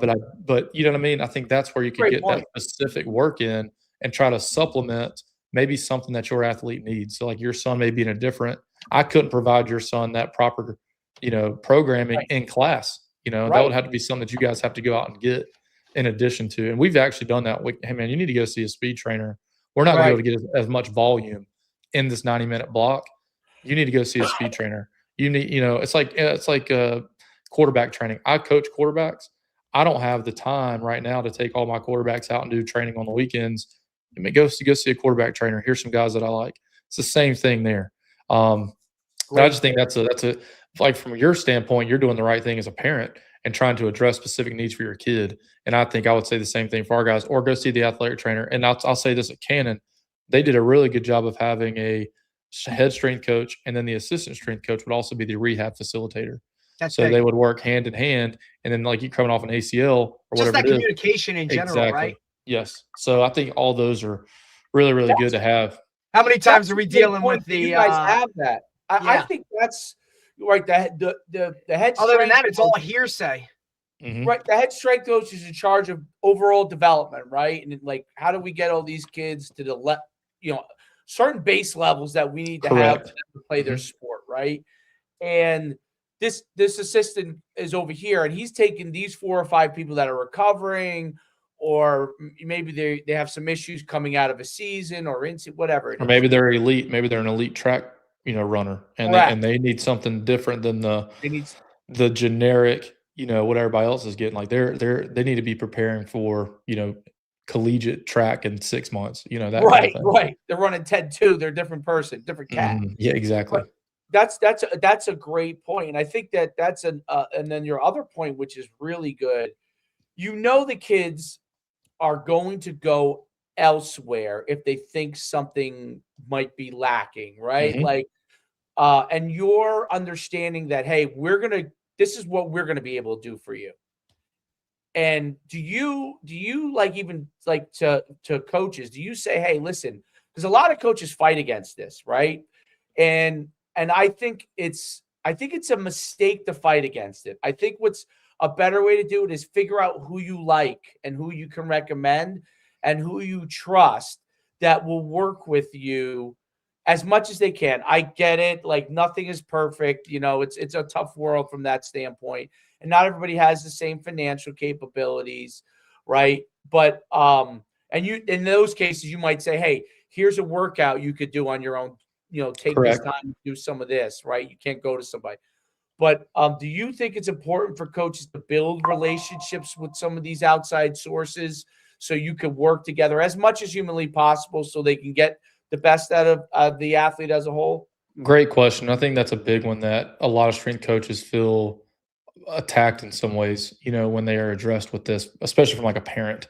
So like, for us, we have our parent meeting coming up in a couple weeks. And so I'm going to be addressing the parents on what we do for them in the weight room. So, but this is what we provide in the weight room year round. If you have any questions beyond this, please come talk to me about your specific needs. We can attempt to address those in class.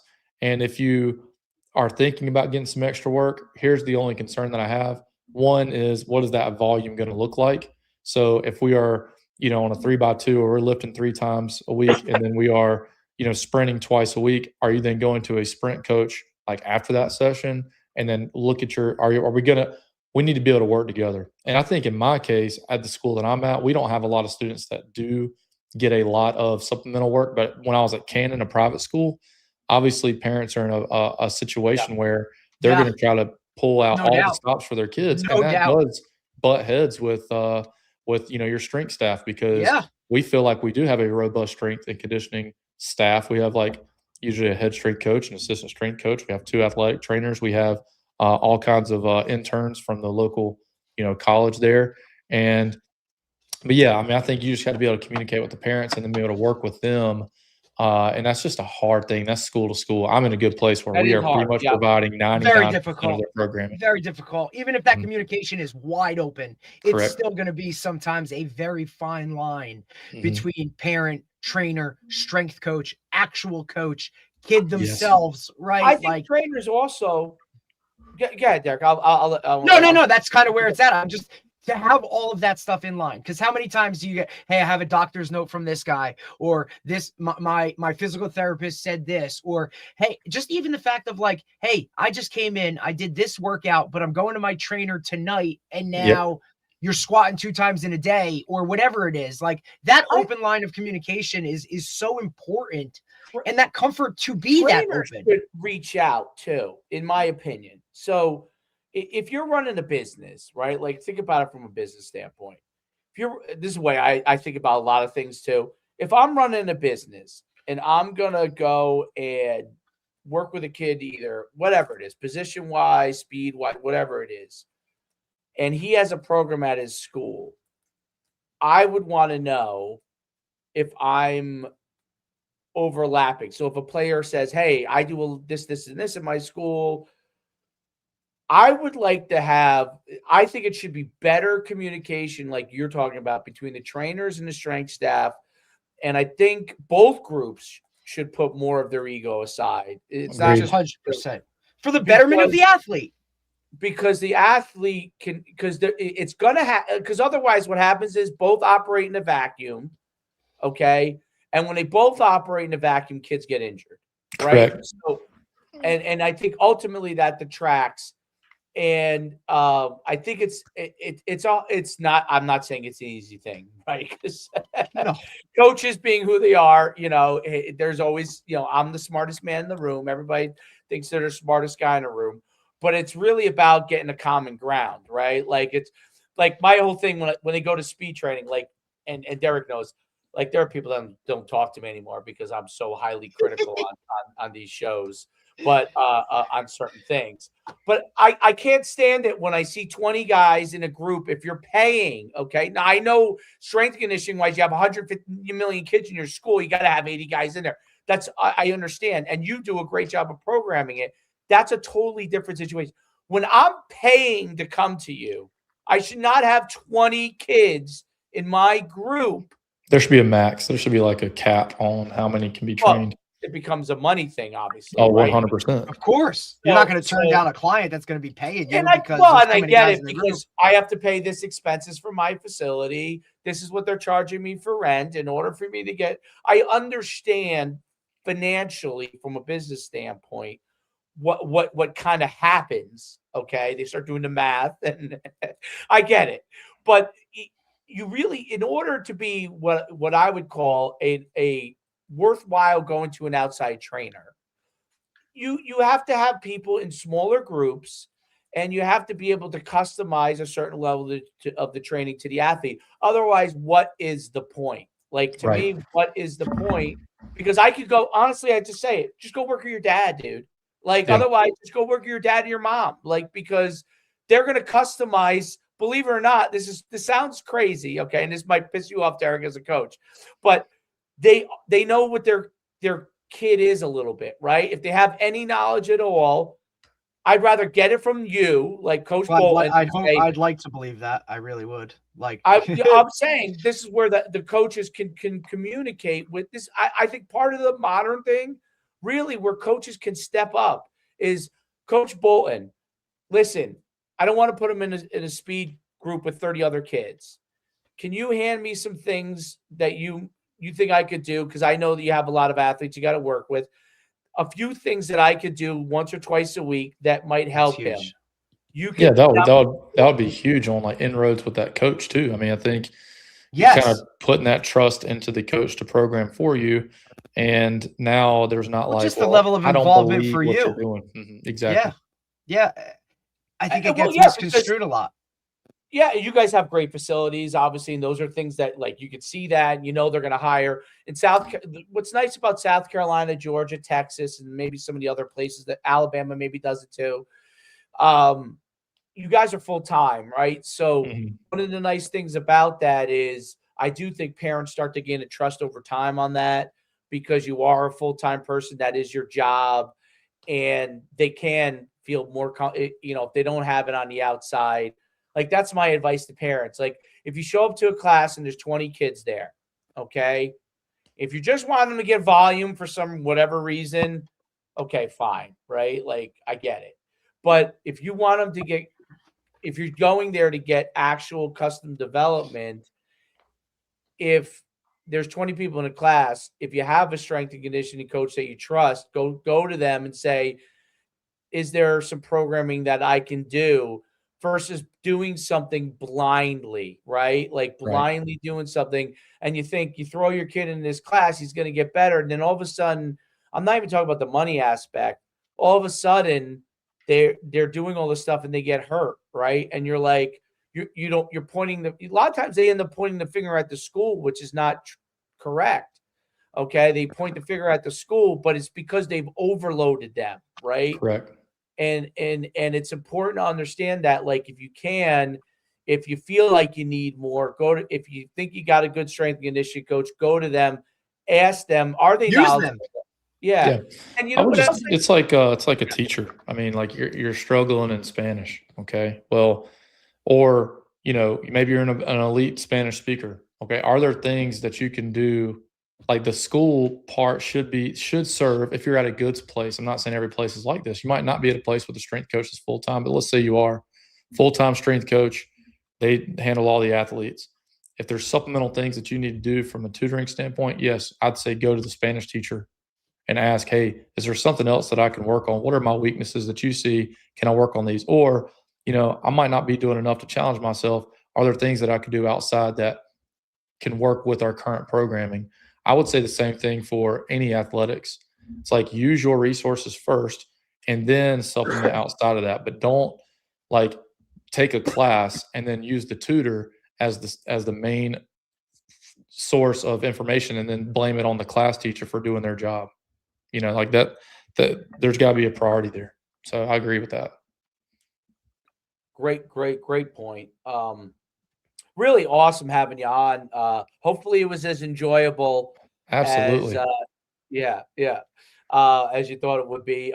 Again, just like Coach, we could talk to you forever about it, because there is so many aspects to it. And I'd love to see younger guys like yourself and really like trying to figure all these things out and trying to help, because it's important, because that I really think like there's things from old school that are really great, but there are things that can be tweaked now that can really help the athlete get a lot better.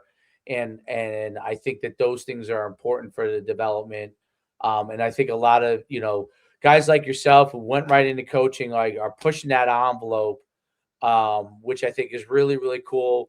Me and Derek have talked about this a lot. Like it's like, it wasn't the frame of thinking that I always thought, like, yeah, it had to be a high level athlete in order to be a high level coach and all those kind of things. And a lot of the younger coaches have pushed that envelope, and I love it. Like, I love it that, like, coach is a profession. Coaching is a profession.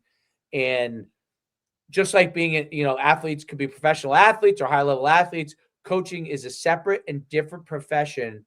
I think that's a very important thing for athletes to understand.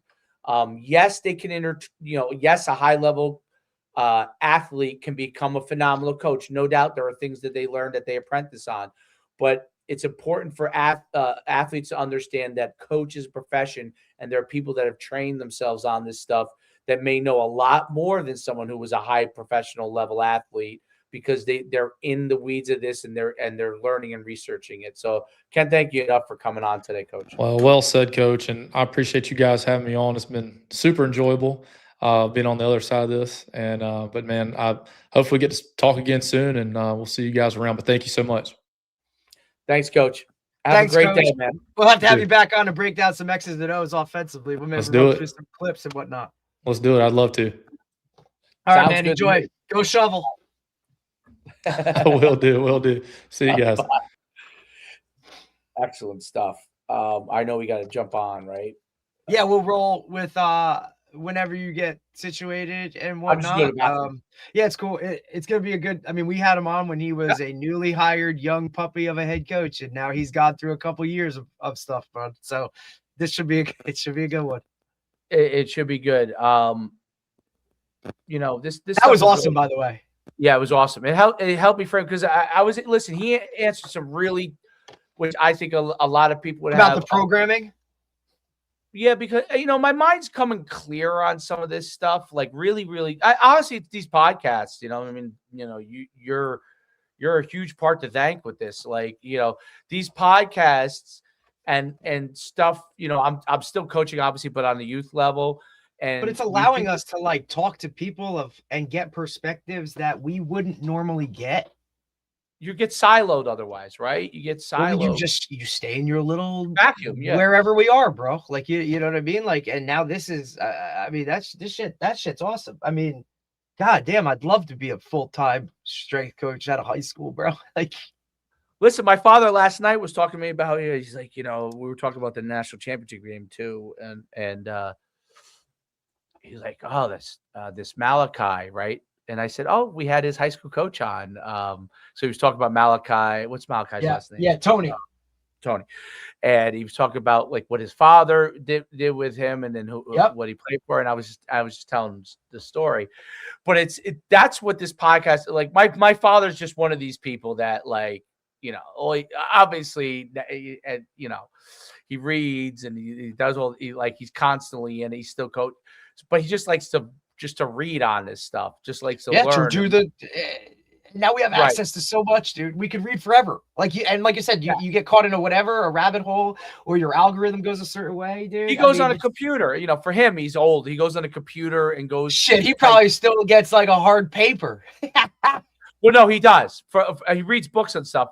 But like when he looks up stuff on like Malachi Tony, I'm sure he's doing a Google search. He ain't using. Of course, but like, dude, you introduce him to like a freaking AI site that's gonna help him. Like, holy shit, dude, If I show him how to use that, he might live on that thing. So like, does this give me the right information? I'm like, most of the time it is right. So eventually, it's probably gonna give it to you right almost all the time, but 99.9%. 100%. Right now, it's probably like 97%, but which is a lot better than most. Yeah, which is a lot better than most of the stuff, and it's really, really interesting. But I find it fascinating. And listen, if my kid didn't get injured, which I maybe wouldn't have researched this stuff as much, but now I'm like, wow, like I'm gonna look at I'm in the Chris Corfus rabbit hole. By the way, I find him humorous. And that some of his stuff, some stuff, like he's thrown out stuff that he believed in. Like if you watch him his old videos, like he's thrown out things. And that's, I think, the evolution of, to me, that's I look at that as it's a bonus. Like that makes you a better coach or a better whatever, because you're admitting, yes, I did things this way, but I've come to the conclusion that like this is maybe better, and now I'm gonna, you know what I mean? Like they own it. They don't like, oh well, like they don't. They take ownership of what it was that, like, even Nick Saban said, like, I've changed some outlooks on certain things of, whether it's, I used to think guys needed to be squared up in a back pedal. And then I had a guy that was able to do it on a tilt, turn and run. And guess what? Now they can do both. You know what I mean? Like, so even the greats, that's part of, the evolution of getting better at and caring about your craft. Like if you care enough, you'll look at Nick Saban's, I guess what do you call it? Like almost like a shuffle, but yes, it's like almost like it's like a shuffle bail type thing, or like a shimmy almost. It's amazing because in the 90s we had this guy Greg Williams who was our DB coach, and he believed in that. Okay, he coached at a lot of places, North Carolina, Georgia, everywhere. Right. Whereas most people didn't, and it was like that was like. No, he was very successful with it at UConn, and then Skip Holtz came in, and obviously that staff got fired. Right. And new coach Nick Rapone, who coached a million years in the NFL. I'd be curious if he was a backpedal guy, but I'm curious at the end of his career if he was still a backpedal. I was always a backpedal guy. I changed that. Right. And now, but who changed my mind? I hate pointing to it, but sometimes a great athlete, yes, Anthony Pomo changed my mind on the back pedal. So I was his DB coach, and he wanted to be turned in, and he wanted to shuffle, right? And I'm like, and then I would watch. He said I could see everything. He said I'm fast enough. I could just shuffle, and I'm fast enough to turn and run. And you're like, all right, well, it works. And that takes a lot. But that takes a lot to kind of allow a guy to do that. You know what I mean? Like, I was like, do whatever you think will make you play better. And the other guys were like so mad at me. I'm like, dude, why should we mess with him? He's the fastest kid. And then the other guys, they were like, if I'm more comfortable doing it, can I do it? I said, well, let's see how you turn your hips. See how it works. If you could do it, do it. Like if you can't do it, like if you think your body, if you feel like you could play better, this other way, I'll teach it to you whatever way you want to play. So it was the first time in my life I let the DBs, dude, guys were like, what are you doing? I'm like, whatever makes them make plays, dude. Like, if this dude likes being square and backpedaling, listen, I was originally, and we got to go. I definitely got to go. I was originally the Ohio State under Tressel, okay, played zone inside, okay? It was crazy. I actually loved it, and I played that for a while.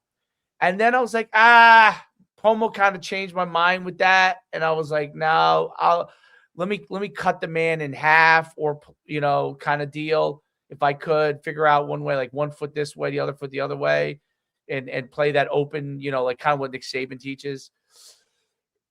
And I was like, okay, but it's important that like you do those kind of things because it helps you be better.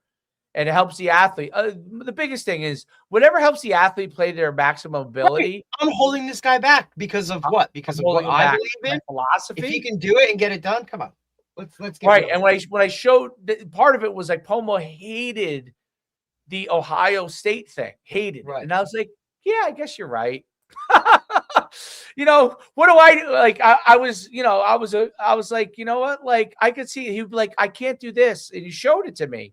And he was a very cerebral kid. By the way, he's got kids supposedly now. He has kids that are, I think, my kids' age or supposedly are unbelievable athletes.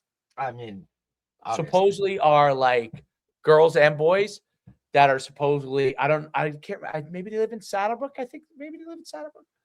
But supposedly are like, from, I don't know, what's been told to me, they are like him. Supposedly. So, his sister was a great athlete. Dude, I coached them in track. His sister won the long jump in the state group championships. Anthony won the long jump in the 100-meter dash. And then I had a triple jumper. This kid, Brian Wiseman, who also played football for me, win the triple jump in the same meet. I don't know if too many people in Bergen County ever coached probably like that. I've never, yeah. In the same state group championship, I had the triple jump champ, a boy, the long jump champ, the 100-meter champ. They're all my guys and girls.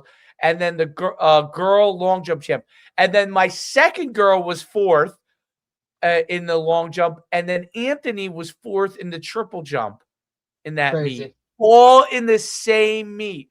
And 1 year later, I think the very next year I was no longer coaching. No, one more year I was no longer coaching track after that.